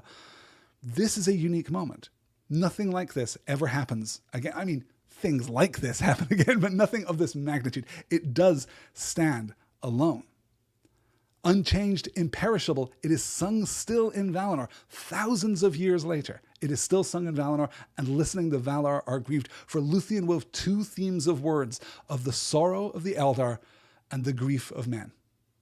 These are kind of their most operative, most functional characteristics as children of Ilúvatar. What is it that elves do? They feel sorrow because the past was great and the future is faded, and they are moving inexorably into it.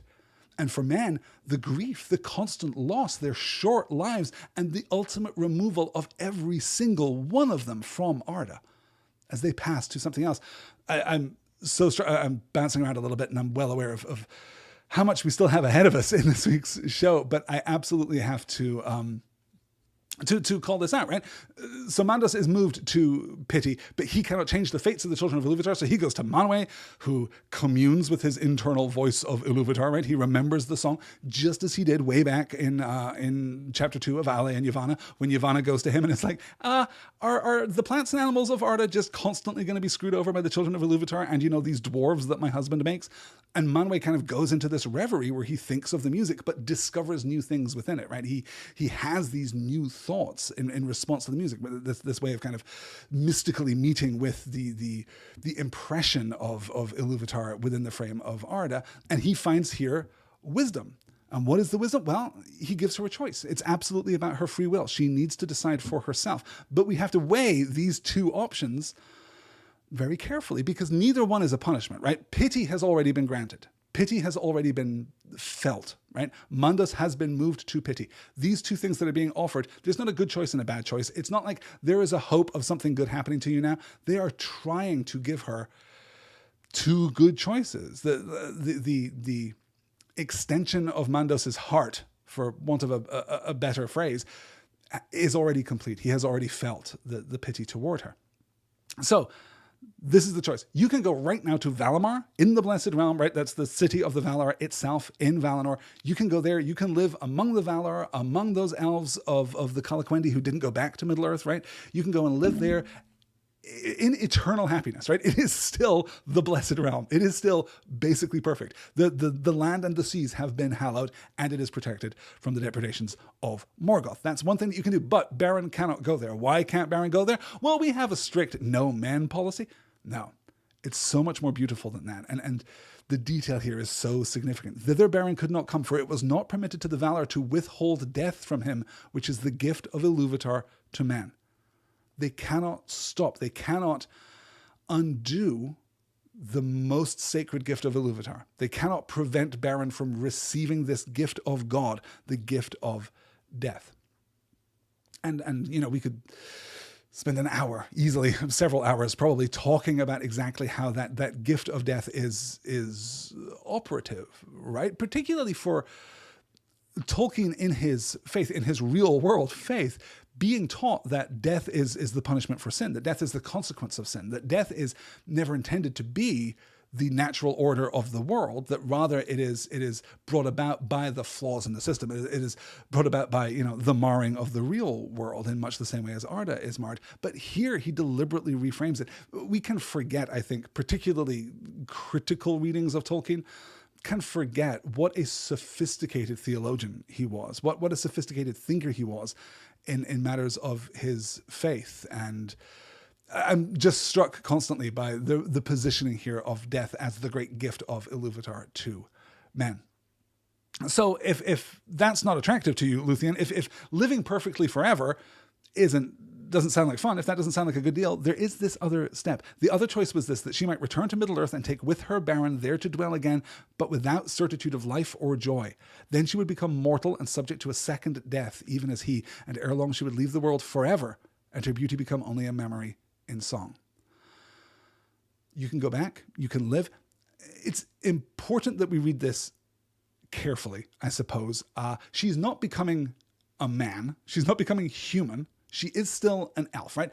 Spoilers for an event which we'll see in an upcoming slide, perhaps even possibly in the very next slide, that their son, Dior, is half-elven, right? He is of the line of half-elvens of half-elves, I suppose, that leads us down to Elrond half-elven too. But we're careful in our understanding here that Lúthien has two parts to her personality, right? There is the elven part and the immortal part, and she's giving up the immortal part, not the elven part. She is still an elf. She will nonetheless die and go across the encircling sea. We must, of course, push on. We'll note here the tragedy. We're going to get a better opportunity to talk about the magnitude of this tragedy, right? That before long she would leave the world forever and her beauty become only a memory in song. We're going to see exactly how the rubber of that hits the road in just a moment.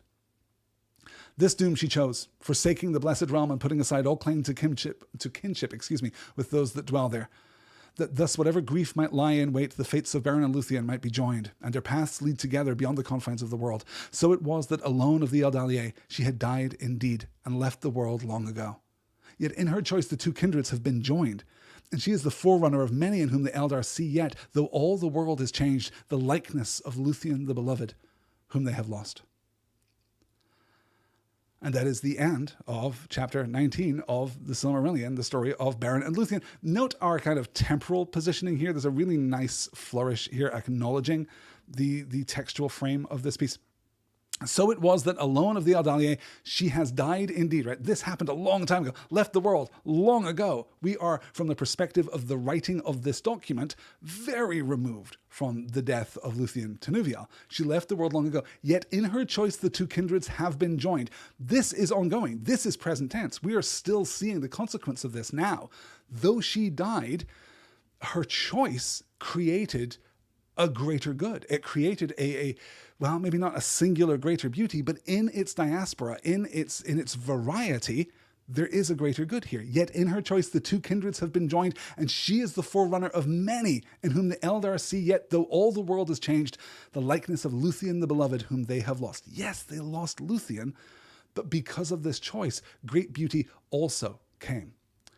Galadriel Becky is asking here in the chat, speaking of the gift of death, Tolkien's work seems to be an exploration of the tragedy of earthly immortality through the elves in Amard Arda. No, you're completely right, Galadriel Becky. This is part, I think, of the great tragedy, right? And it's you know, I mentioned this just a few minutes ago when we were talking about the sorrow of the elves, right? Why are the elves sorrowful? Because everything that was good has happened already, right? Like the best elves already were, and the future is dimmer than the present within the bound of Arda, right? We have this idea that eventually at the end of time, Arda will be remade. It will be remade unmarred, and then everything will be perfect.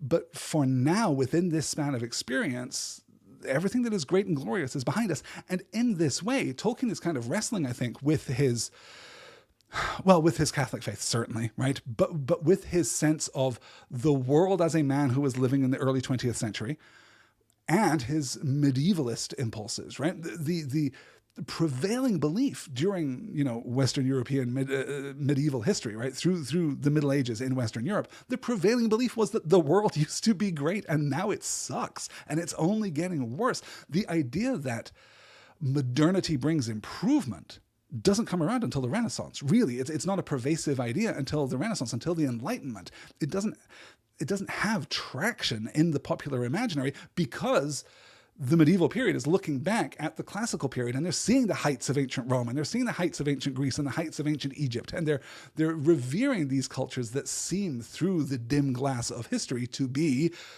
perfect, right? To be almost paradigmatic of greatness and of accomplishment, and they look around themselves at the world that they're experiencing here in, the middle of the 12th century, and it seems like it sucks. It seems like the men used to be better, and the women used to be more beautiful, and the world used to be more magical, and candy tasted better back in those days, and I could go to the movies for like a nickel and still have change for the walk home. It is a belief that we all, I think, to some extent, possess, right? We're living in an age now here in 2025 where nostalgia is being powerfully tapped as a capitalist resource, right? It's being tapped as an active and present means of living your entire life. You can choose to live your life in a nostalgic fashion if you're willing to pay the sufficient premium necessary to do so. So this idea that the past was better than the present is a constant one. It is a thing to which human beings are particularly prone. But in that period, as we see from the elves, it's more than personal. It's more than just within the span of my life, things have got worse. No, man, the good stuff was centuries ago. The good stuff was 1,000 years ago. Back then, wow, they had it fixed. It is in the Renaissance. It is in the early modern period. It is in the beginnings of what we really understand to be our own modern world that we begin to see this transition to a hopeful optimism for the future, that we believe that we are on a path of improvement, that the world is being perfected generation by generation. And maybe, as I say, in 2025, maybe we don't believe that anymore. But that is at least the cultural shift between the medieval period and the present period. And I note that, as I say, because Tolkien is ascribing to the elves here, and justifying, because of the cosmology that he's presented here, he's ascribing to the elves exactly that sense of past grandeur.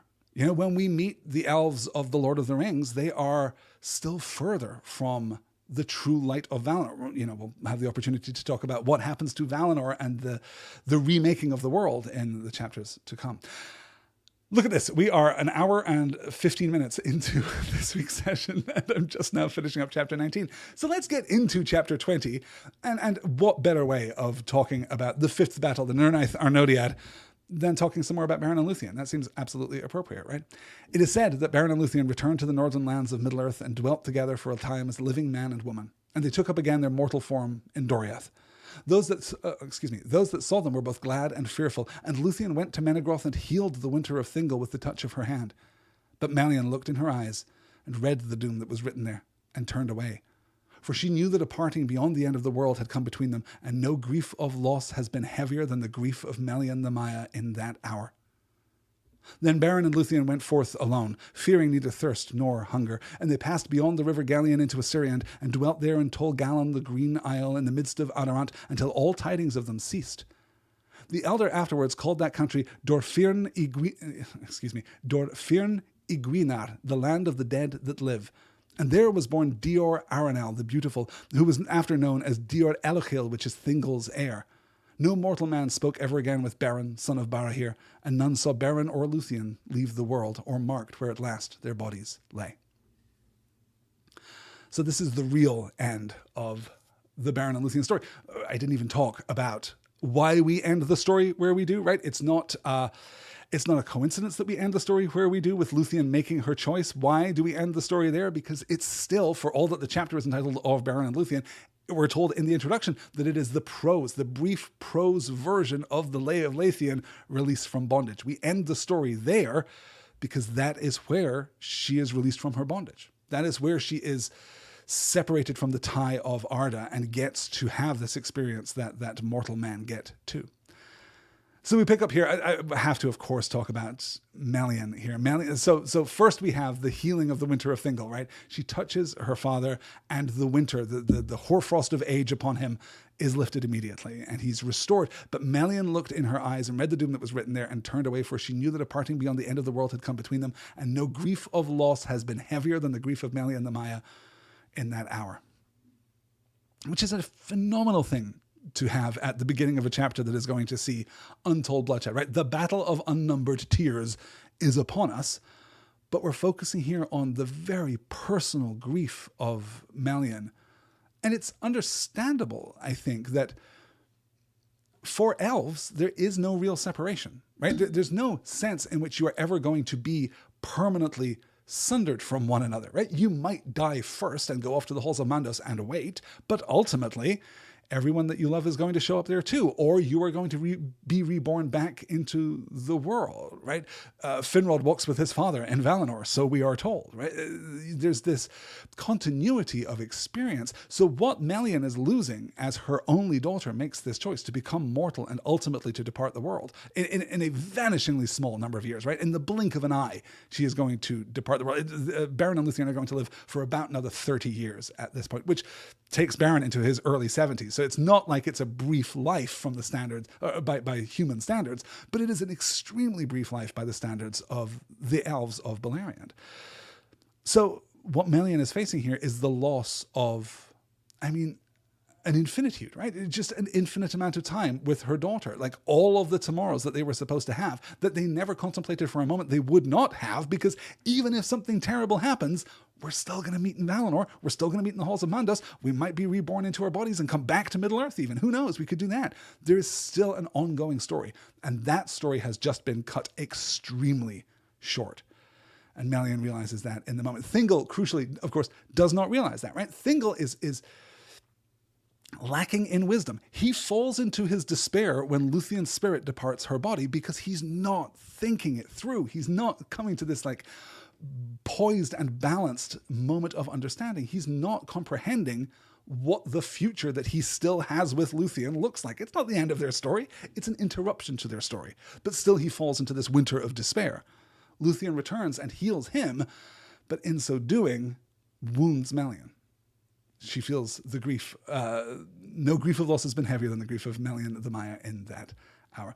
So Beren and Lúthien go forth together, right? They leave Menegroth. They go down into Asyrian, into the land of the Seven Rivers, down there in the southeastern part of Beleriand. They go to Tol Gallen, the Green Isle, and they just live there until all tidings of them ceased. They pass out of history. That is their choice, which is absolutely, yes. Gladrebecki is calling out here. Arwen was the descendant of Lúthien, right? This makes me read that last sentence in a slightly different way. She is the forerunner of many whom they have lost. Yes, absolutely. The beauty of Lúthien lives on, right? The melding of these two lines, of the two children's of just to further pluralize the already plural children, right? The children's of Ilúvatar are unified through the sacrifice of Lúthien and the marriage of Beren and Lúthien into greater power and potential, into greater vulnerability and tragedy and sadness, but that is where beauty comes from, right? The greatest spirits of the Third Age,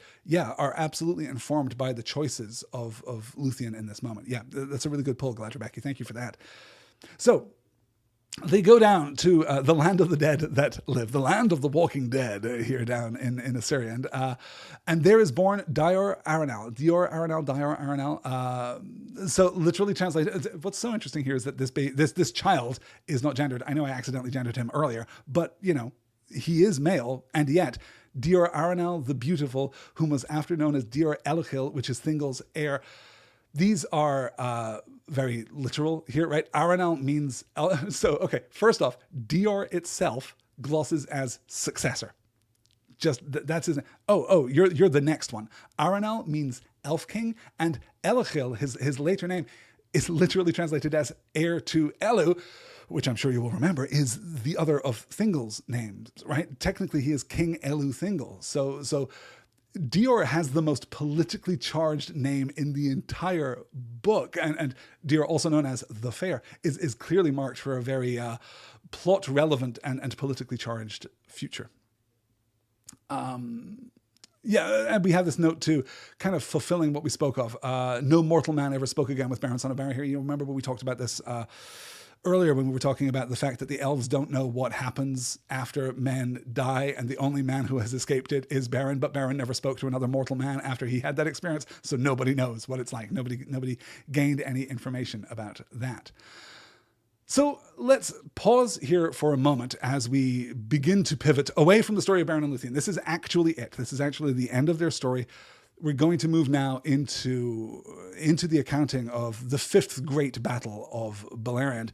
This is the year 470, right? The birth of Dior, in fact, is the year 470 of the years of the sun. As I say, Beren and Lúthien are going to live about another 30 years more or less. Beren is going to die when he's in his early 70s. Lúthien is going to die in her mid-3600s, I suppose. What we're going to do, though, here is kind of set the stage for the final battle. In fact, let me just call this up.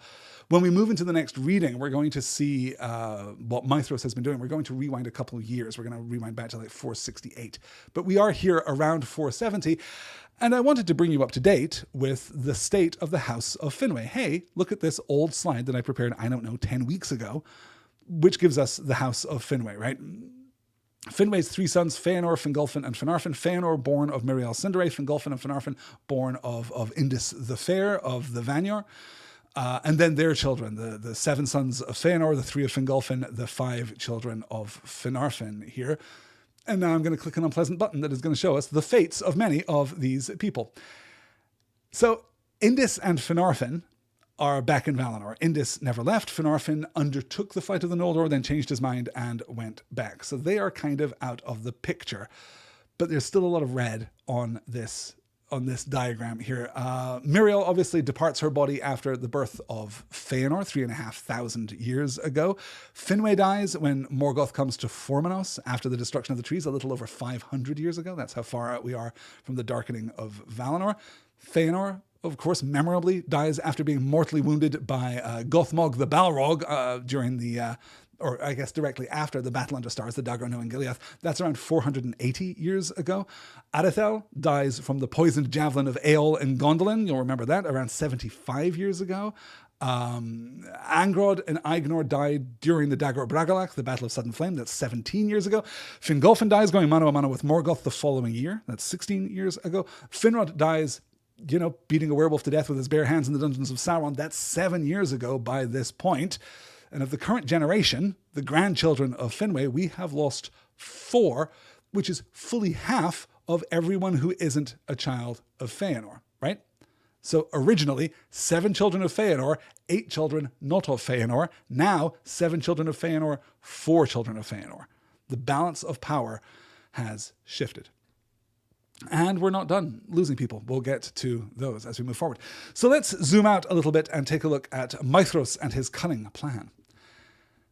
In those days, Maedhros, son of Feanor, lifted up his heart, perceiving that Morgoth was not unassailable. For the deeds of Beren and Lúthien were sung in many songs throughout Beleriand. Yet Morgoth would destroy them all, one by one, if they could not again unite, and make new league and common council. And he began these councils for the raising of the fortunes of the Eldar that are called the Union of Maedhros.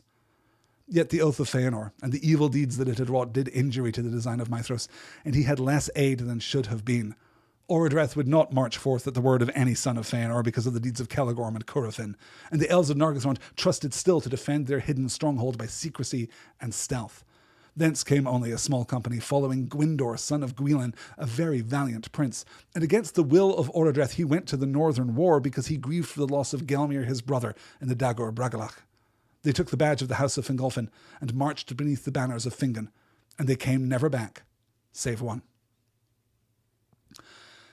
So we're going to figure out exactly what the oath of Feanor and the evil deeds that it has wrought. We're going to look at exactly how that manifests itself over the next couple of slides. But let's begin with Maedhros, with I think it's probably fair to say everyone's favorite son of Feanor, right? Maybe the only arguably good son of Feanor, Maedhros, son of Feanor, lifts up his heart because of the story of Beren and Lúthien, right? This is right around the time that Beren and Lúthien return with the Silmaril. This is not about Lúthien's final choice. He's not moved by that. He's moved by the fact that they have demonstrated that Morgoth's Angband is not impregnable, that it can be vulnerable to assault.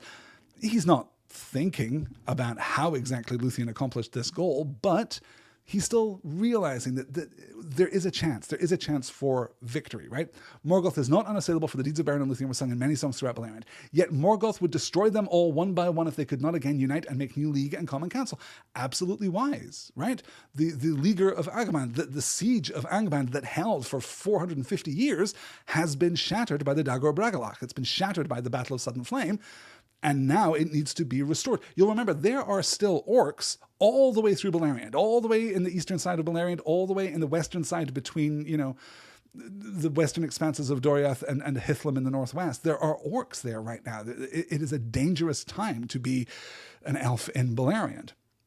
So he wants to unify everyone. He wants to take the smart step to forge a new union, a new league, the Union of Maedhros. Yet it's not going to happen. And why is it not going to happen? Because the Oath of Feanor and the evil deeds that it had wrought were not going to get help from the elves of Nargothrond, because Orodreth is not going to support any son of Feanor because of what Celegorm and Curufin did in Nargothrond. They are, as we learned at the time, not going to go forth en masse to battle again. They are going to stay secret. They are going to stay hidden and move through the forests quietly. So from Nargothrond become only a small company, right? Gwyndor, son of Gwilyn, a very valiant prince, against the will of Orodreth, he goes to the Northern War. He defies his king to go to the Northern War, to pledge his support for Maedhros' union, to take the battle to Morgoth, because he's grieving the loss of Gelmir, his brother, in the Dagor Bragollach. Surprisingly, we're going to turn back to Gelmir in a couple of slides' time. And we're already foreshadowing here. Spoilers, y'all. He's going to be the only one who comes back. Gwyndor is going to be the only one who comes back. He's going to be very significant in the story of Turin Turambar later.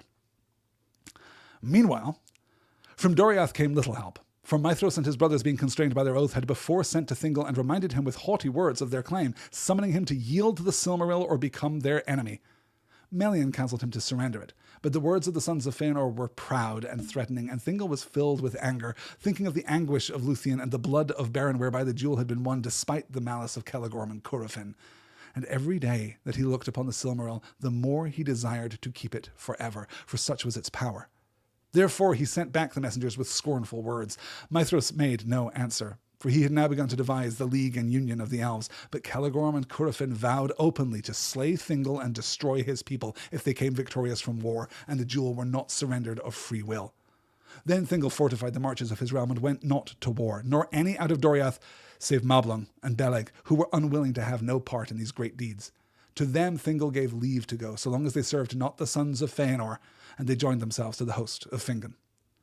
That Maedhros had the help of the Naugrim, both in armed force and in great store of weapons, and the smithies of Nogrod and Belagost were busy in those days.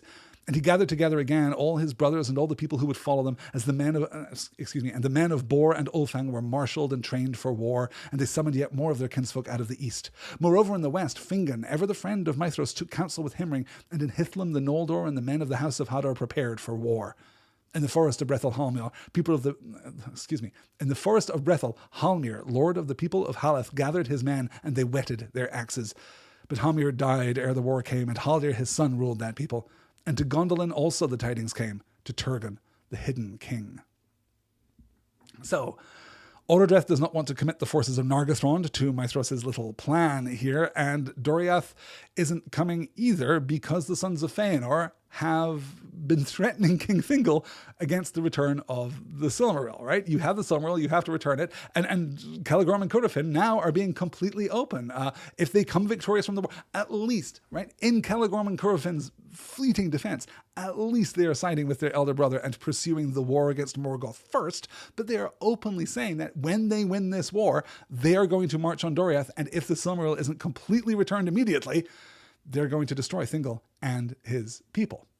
The Oath of Feanor still causing rifts here between the elves who should be knitting themselves together. So we see, I think, that the seeds that were planted so long ago are now bearing their rotten fruit, right? This crop has become poison, right? We're not getting the unity that we need to stand against Morgoth. We're not getting the loyalty to Maedhros personally, or to a kind of principle of elvendom in Beleriand to stand against Morgoth and his forces. But Maedhros isn't done, because he does have the dwarves, he does have the Naugrim, both in armed force and in great store of weapons. So they are busy turning out new weapons, and Maedhros is also gathering together all of his brothers, all the sons of Fëanor, and all the people who would follow them. And the men of Bor and Ulfang were marshaled and trained for war. You'll remember Bor and Ulfang coming from the east, having already been corrupted by Morgoth. Well, half corrupted by Morgoth, right? Bor is going to hold the line. He's going to hold to his loyalty to the elves, but Ulfang is going to ruinously betray the elves at the Battle of Unnumbered Tears, which we'll get to in just a few moments. So we get the marshalling of all of these many forces, right? Yes, Nargothrond is withholding, and Doriath is withholding, and, well, I mean, we have this note here. And to Gondolin also the tidings came to Turgon, the hidden king. So presumably the next slide is going to tell us about what Turgon does. Rather brilliantly, it doesn't. We let that stand there, and we cut back to Maedhros. But Maedhros made trial of his strength too soon, ere his plans were full wrought. And though the orcs were driven out of all the northward regions of Beleriand, and even Dorthonion was freed for a while, Morgoth was warned of the uprising of the Eldar and the Elfrans, and took counsel against them. Many spies and workers of treason he sent forth among them, as he was the better able now to do, for the faithless men of his secret allegiance were yet deep in the secrets of the sons of Fëanor. At length, Maedhros, having gathered all the strength that he could of elves and men and dwarves, resolved to assault Angband from east and west, and he purposed to march with banners displayed in open force over Anfalgoth. And when he had drawn forth, as he hoped, the armies of Morgoth in answer, then Fingon would issue forth from the passes of Hithlum, and thus they thought to take the might of Morgoth as between anvil and hammer, and break it to pieces. And the signal for this was to be the firing of a great beacon in Dorthonion. So, it's not a fantastic plan. It's not a sophisticated plan, right? We're just going to... What I think we should do is attack him from two sides and crush his forces between ours. It seems manageable. Sure, we don't have an army from Nargothrond, we don't have an army from Assyriant, we don't have an army from Doriath, but, we are the sons of Fëanor on this side, and Fingon and the Noldor of Hithlum are over there in the west, and everything's probably going to be... That's probably going to be sufficient, right? That's going to be okay.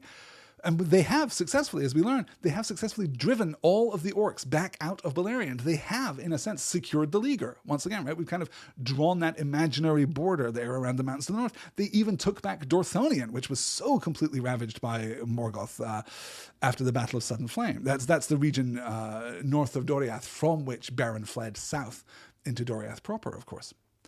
So it's not sophisticated, but it does seem to be effective, and it's time now to get absolutely into the battle itself. On the appointed day, on the morning of midsummer, the trumpets of the Eldar greeted the rising of the sun, and in the east was raised the standard of the sons of Fëanor, and in the west the standard of Fingon, high king of the Noldor. Then Fingon looked out from the walls of Ithilcirion, and his host was arrayed in the valleys and the woods upon the east of Eredwethrin, well hid from the eyes of the enemy, but he knew that it was very great. For there all the Noldor of Hithlum were assembled, together with elves of the Falas and Gwyndor's company from Nargothrond, and he had great strength of man. Upon the right were the host of Dorloman, and all the valour of Hurin and Huor his brother, and to them had come Haldir of Brethil, with many men of the woods. Then Fingon looked toward Thangorodrim, and there was a dark cloud about it, and a black smoke went up, and he knew that the wrath of Morgoth was aroused, and that their challenge was accepted. A shadow of doubt fell upon Fingon's heart, and he looked eastwards, seeking if he might see with elven sight the dust of Anfalgoth rising beneath the hosts of Maedhros. He knew not that Maedhros was hindered in his setting forth by the guile of Uldor the Accursed, who deceived him with false warnings of assault from Angband.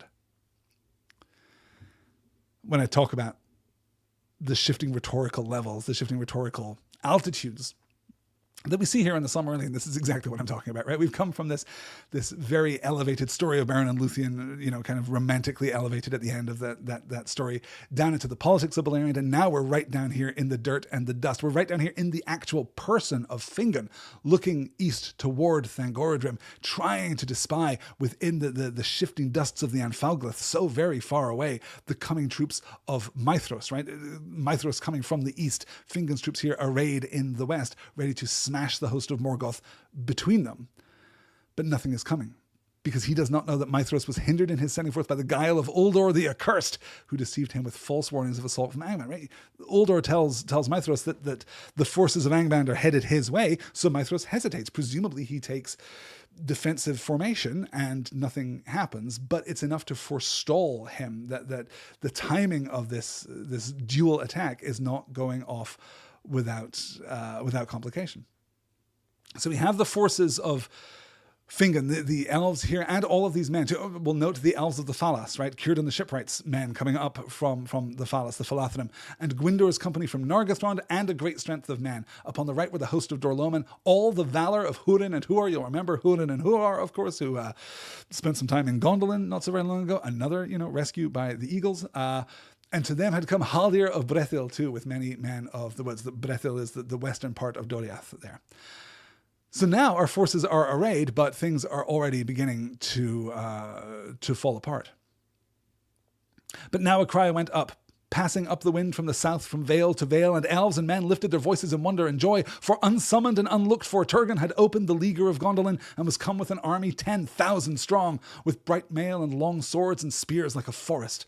Then when Fingon heard afar the great trumpet of Turgon his brother, the shadow passed. His heart was uplifted, and he shouted aloud, Utulian ore, aya eldari ar atenatore, Utulian aure, the day has come. Behold, people of the Eldar and fathers of men, the day has come. And all those who heard his great voice echo in the hills answered, crying, Auto ilome, the night is passing. Now Morgoth, who knew much of what was done and designed by his enemies, chose his hour, and trusting in his treacherous servants to hold back Maedhros and prevent the union of his foes, he sent a force seeming great and yet but part of all that he had made ready toward Hithlum. And they were clad in all in dun raiment, and showed no naked steel, and thus were already far over the sands of Anfalglith before their approach was seen.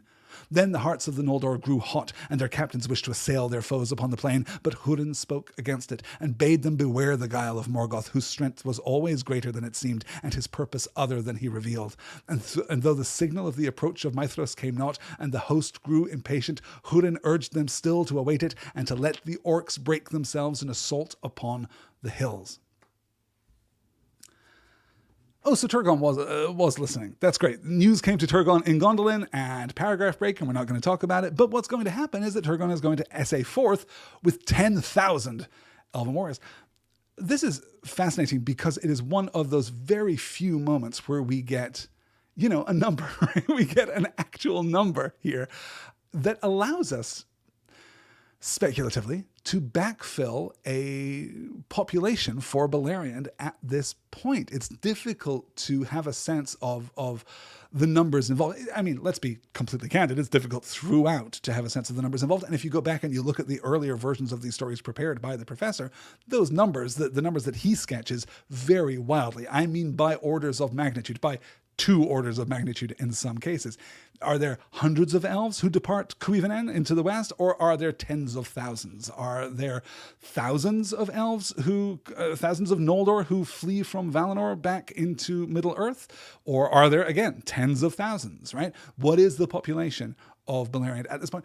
And obviously, aesthetically, thematically, at the grandest level, it doesn't matter, right? There are, 30 named elves at this point, and those are the ones that we really care about. But if you're interested in doing the math, I will link this out actually in the show notes for this podcast episode.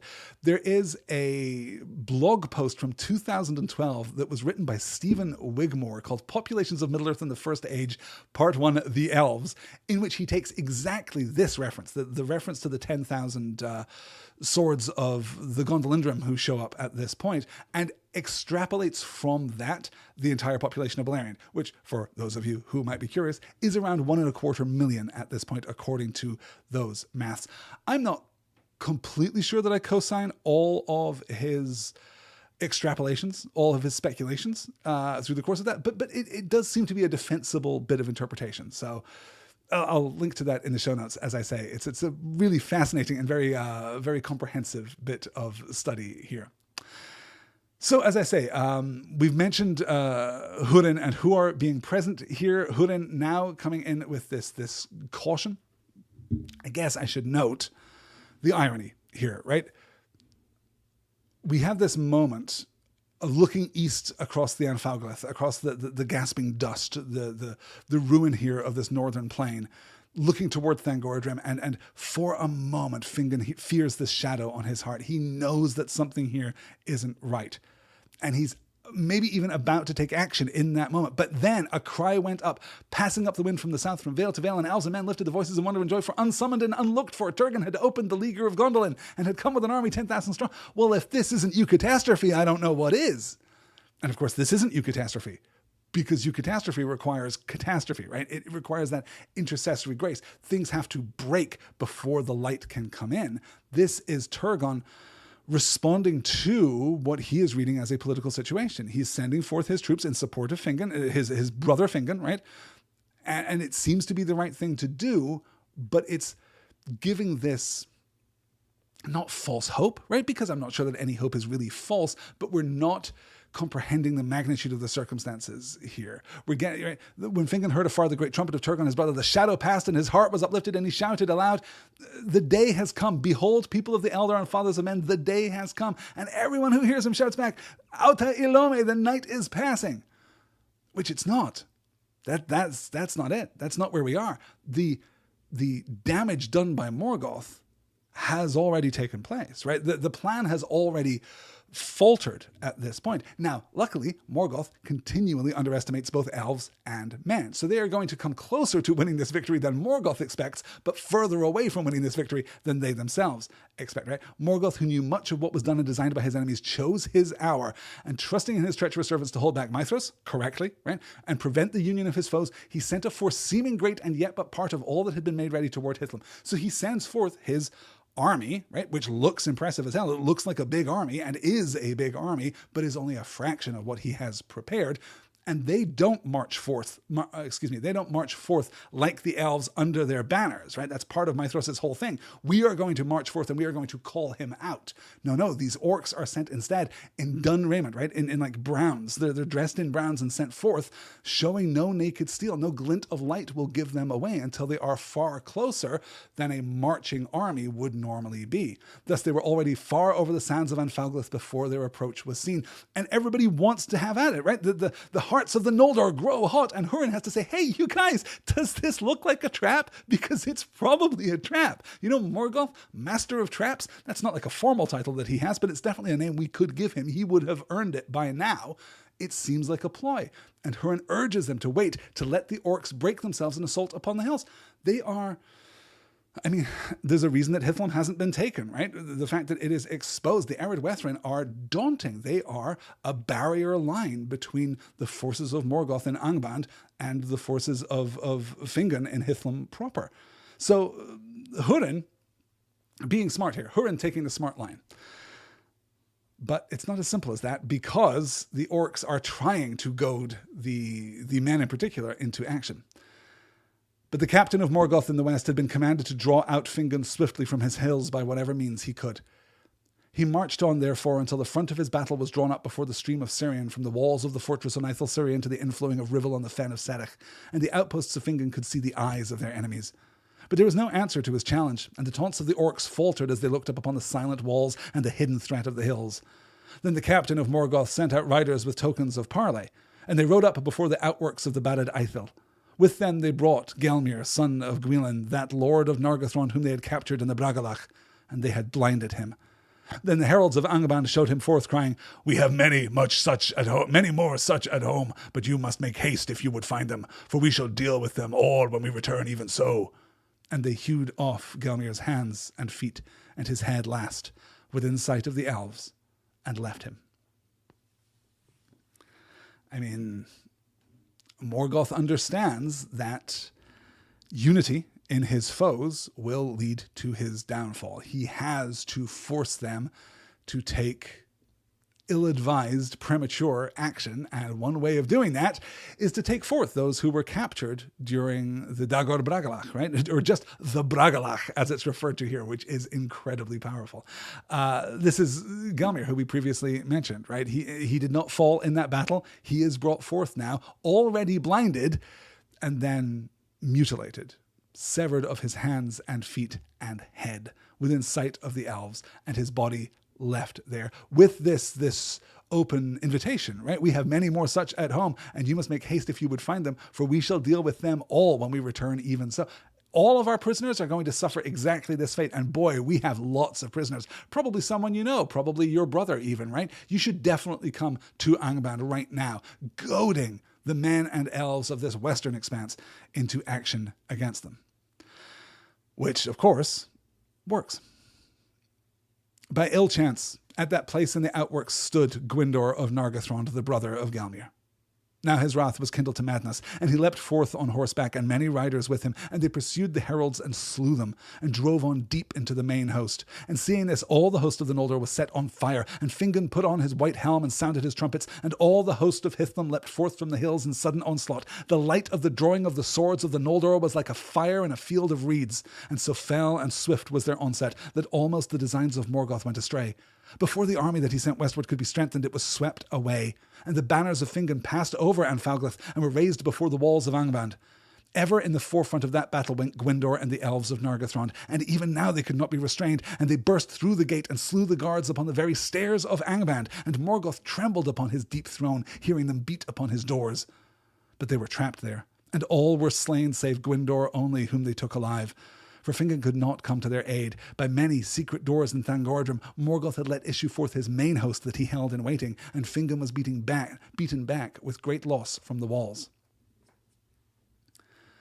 So almost, Morgoth continues, kind of proving again that he is dispositionally arrayed in terms of his confidence level here in Elves and Men, right? He's just fundamentally incapable of showing them proper respect or ceding to them sufficient power. He thinks again that he is just going to blow this army apart. He can goad them into attacking, take them out of their defensive position, and then he is just going to take them apart. And he's proved again to have underestimated them.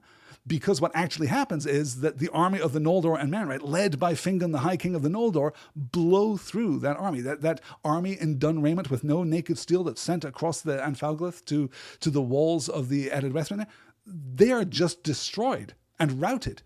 And Fingon then charges first to the gates of Angband. They erect their banners at the gates of Angband itself. And in the forefront of that is Gwyndor and the elves of Nargothrond, this small group of men small group of elves, I should say, technically, for clarity, if for no other reason.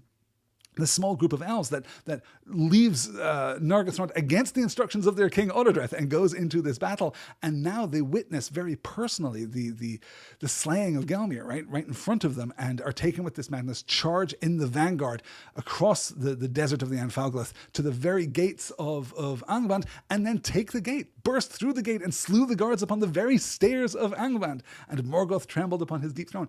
But there's not one gate to Angband. That would be, disastrous in terms of strategy. Instead, there are all of these other hidden routes through which his army of orcs issues forth, cutting off the van of Fingon's forces here and separating them from the main body of Fingon's army. And they are slain, save Gwyndor only, who they took alive, for Fingon could not come to their aid. So, in a way, right, Morgoth has already taken a much greater hit than expected, and then the forces of Fingon take a much greater hit than expected. And now we get to the actual battle. We get to the unnumbered tears. Then in the plain of Anfalglith on the fourth day of the war, there began, Nernaith or Nodiad, unnumbered tears, for no song or tale can contain all its grief. The host of Fingon retreated over the sands, and Haldir, lord of the Haladin, was slain in the rear guard. With them fell most of the men of Brethil, and came never back to their woods. But on the 5th day, as night fell and they were still far from Ered Western, the orcs surrounded the host of Hithlum, and they fought until day pressed ever closer. In the morning came hope, when the horns of Turgon were heard as he marched up with the main host of Gondolin, for they had been stationed southward, guarding the pass of Sirion, and Turgon restrained most of his people from the rash onslaught. Now he hastened to the aid of his brother, and the Gondolindrum were strong and clad in mail, and their ranks shone like a river of steel in the sun. Now the phalanx of the guard of the king broke through the ranks of the orcs, and Turgon hewed his way to the side of his brother, and it is told that the meeting of Turgon with Hurin, who stood beside Fingon, was glad in the midst of battle. Then hope was renewed in the hearts of the elves, and in that very time, at the 3rd hour of morning, the trumpets of Maedhros were heard at last coming up from the east, and the banners of the sons of Feanor assailed the enemy in the rear. Some have said that even then the Eldar might have won the day had all their hosts proved faithful, for the orcs wavered, and their onslaught was stayed, and already some were turning to flight. But even as the vanguard of Maedhros came upon the orcs, Morgoth loosed his last strength, and Angband was emptied. There came wolves and wolf riders, and there came Balrogs and dragons, and Glaurung, father of dragons. The strength and terror of the great worm was now great indeed, and elves and men withered before him, and he came between the hosts of Maedhros and Fingon, and swept them apart. This great moment here in the midst of battle, right? Well, let's open this as a question here as we really approach 2 hours in today's session. Let's open this as a question. Why is Turgon stationed at the pass of the pass of Sirion? Why are these 10,000 armed Gondolindrum kept out of the battle initially? Because we know they're not actually guarding the pass of Sirion, because basically every elf who can hold a sword is here in this mass accumulation of armed men. They're all ready for the battle here. What is he? Is he protecting the pass of Sirion? Because there aren't any orcs behind him, right? We already know that the orcs have been cleared out of southern Beleriand, and this is the battle line now. Why are the Gondolindrum under Turgon being held back? Is this an example of Turgon's, let's be generous, let's call it caution. Let's be generous, let's call it care, right? Is he being sufficiently cautious? Is he being excessively cautious? Why isn't he closer to Fingon during this great battle across the Anfauglith that takes them all to Angband in the first place? Nonetheless, it's good that he's there, because now they are reunited. The phalanx of the guard of the king broke through the ranks of the orcs, and Turgon hewed his way to the side of his brother. It is told that the meeting of Turgon with Hurin, who stood beside Fingon, was glad in the midst of battle. Oh, hey, it's you. I remember you. You came to my hidden city. Don't talk about it. Yeah. A reunification here. And of course, Turgon and Fingon, the brothers here being reunited. And then we get one of these bittersweet dramatic pivots, right? The hope is renewed in the hearts of the elves, and in that very time, in the 3rd hour of morning, the trumpets of Maedhros, oh my God, everything's working out, right? Turgon's come, Maedhros has come. Some have said that even then the Eldar might have won the day had all their hosts proved faithful.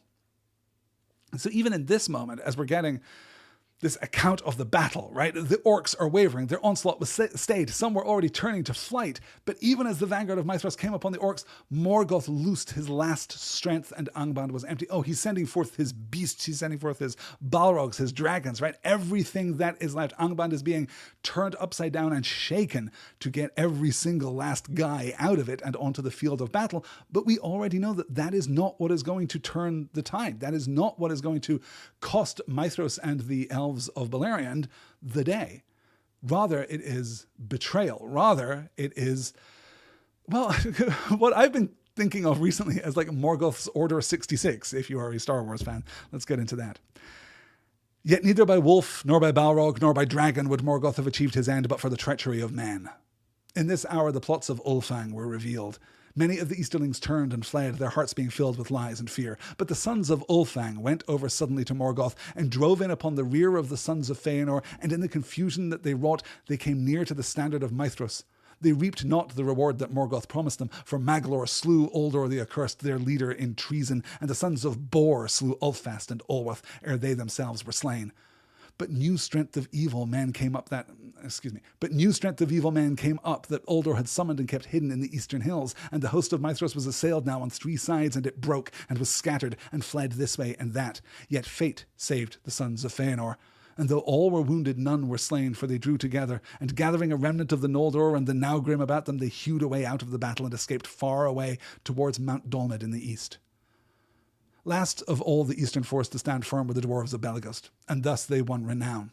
For the Naugrim withstood fire more hardily than either elves or men, and it was their custom moreover to wear great masks in battle, hideous to look upon, and those stood them in good stead against the dragons. And but for them, Glaurung and his brood would have withered all that was left of the Noldor, but the Naugrim made a circle about him when he assailed them, and even his mighty armour was not full proof against the blows of their great axes. And when in his rage Glaurung turned and struck down Azaghal, lord of Belegost, and crawled over him, with his last stroke Azaghal drove a knife into his belly and so wounded him that he fled the field, and the beasts of Angband in dismay followed after him. Then the dwarves raised up the body of Azaghal and bore it away, and with slow steps they walked behind, singing a dirge in deep voices, as it were a funeral pomp in their country, and gave no heed more to their foes, and none dared to stay them. I've been thinking a lot lately. I've received a couple of different questions via email, kind of asking, okay, look at all these stories. We get so many fantastic stories here. What is the story that you want? What is missing? Do you want a better version of the Lay of Lúthien? Do you want a more complete version of the Lay of Lúthien? Do you want a more complete version of the story of the children of Hurin? Is there any particular tale here? And my answer is increasingly, much to my surprise, becoming, I want the account of the dwarves.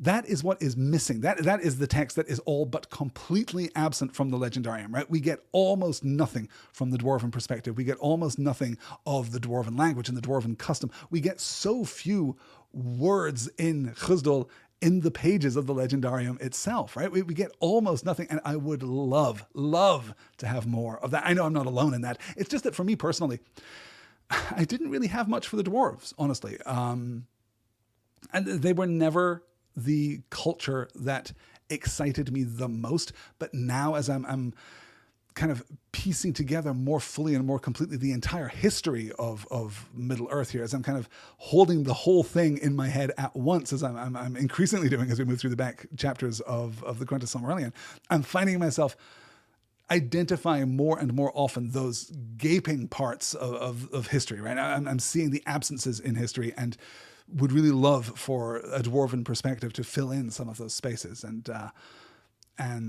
yeah, just increase our understanding. I love this so much that they, obviously we see the parallel here between Glaurung and Smaug as well, of course, right? That it's finally the vulnerability in the belly that renders these great worms vulnerable, that Glaurung races away here after being beset by the Naugrim, the dwarves of Belegost, who thus, as we're told, win renown. And it's so striking to think of them, right?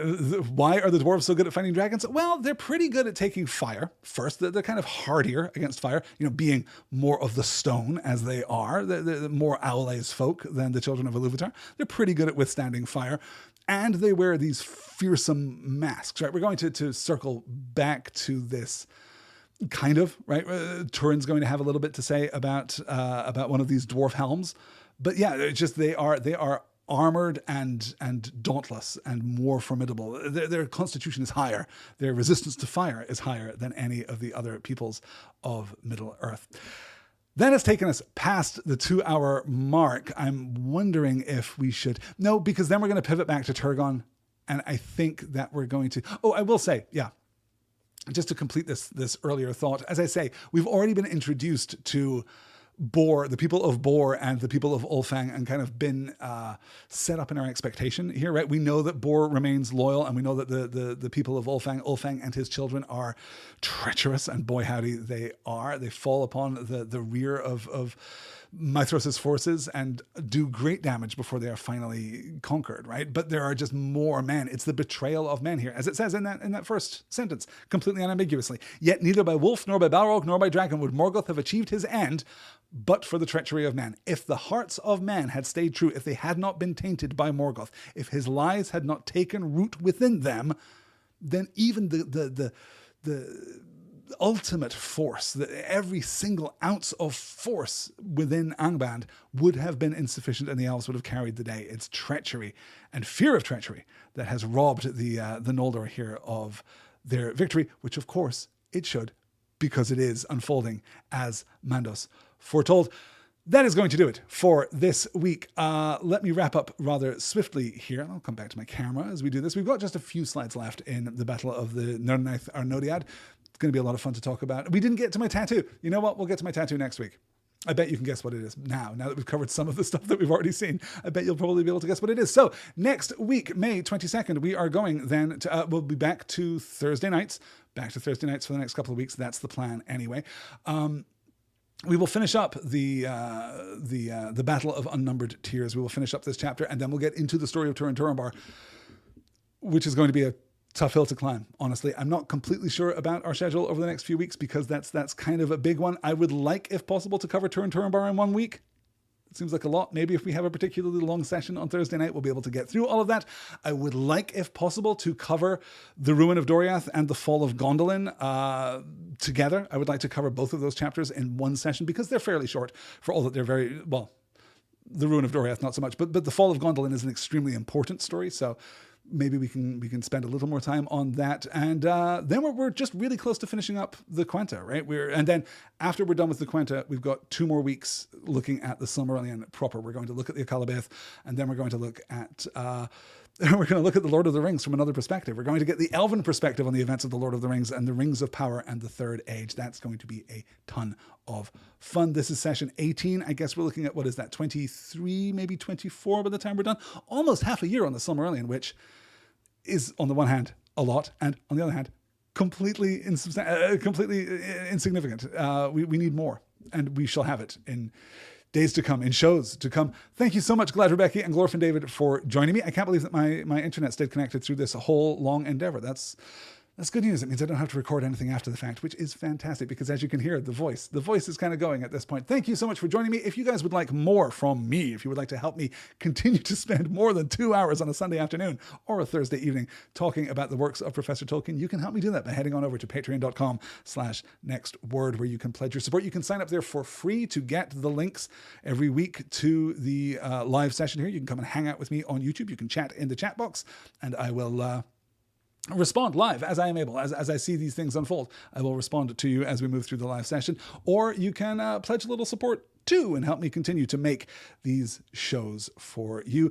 More news on the upcoming Tolkien show within the next couple of weeks. We're going to have a firm announcement within the next, the next show is going to be Thursday, so probably not before Thursday, but almost certainly before the show after that. I will have a title for you and a website for you and social media links and all of that cool stuff that you can check out. So I'm really, really excited about that show. It's going to be a different format. It's going to be similar. I mean, come on, it's still me talking about Tolkien, but it's going to be a slightly different format. It's going to be more deep divey. We're going to be looking at various topics within the Legendarium, and also sharing some news about where Tolkien studies is right now, where Tolkien fandom is right now, talking about developments in these areas, talking about forthcoming projects. If you're really excited about the Hunt for Gollum movie, then we'll probably talk about that as it draws ever closer with grim inevitability. We're going to be talking about Tolkien in general, and that's going to be a ton of fun. So definitely check out announcements. Stay tuned for announcements within the next couple of weeks. That is going to do it for this week. Thank you, Glorfin David. Thank you, Glad Rebecca. Thank you, everyone, for joining me live. Thank you, everyone, for listening to the podcast after the fact. I will talk to you all again very soon.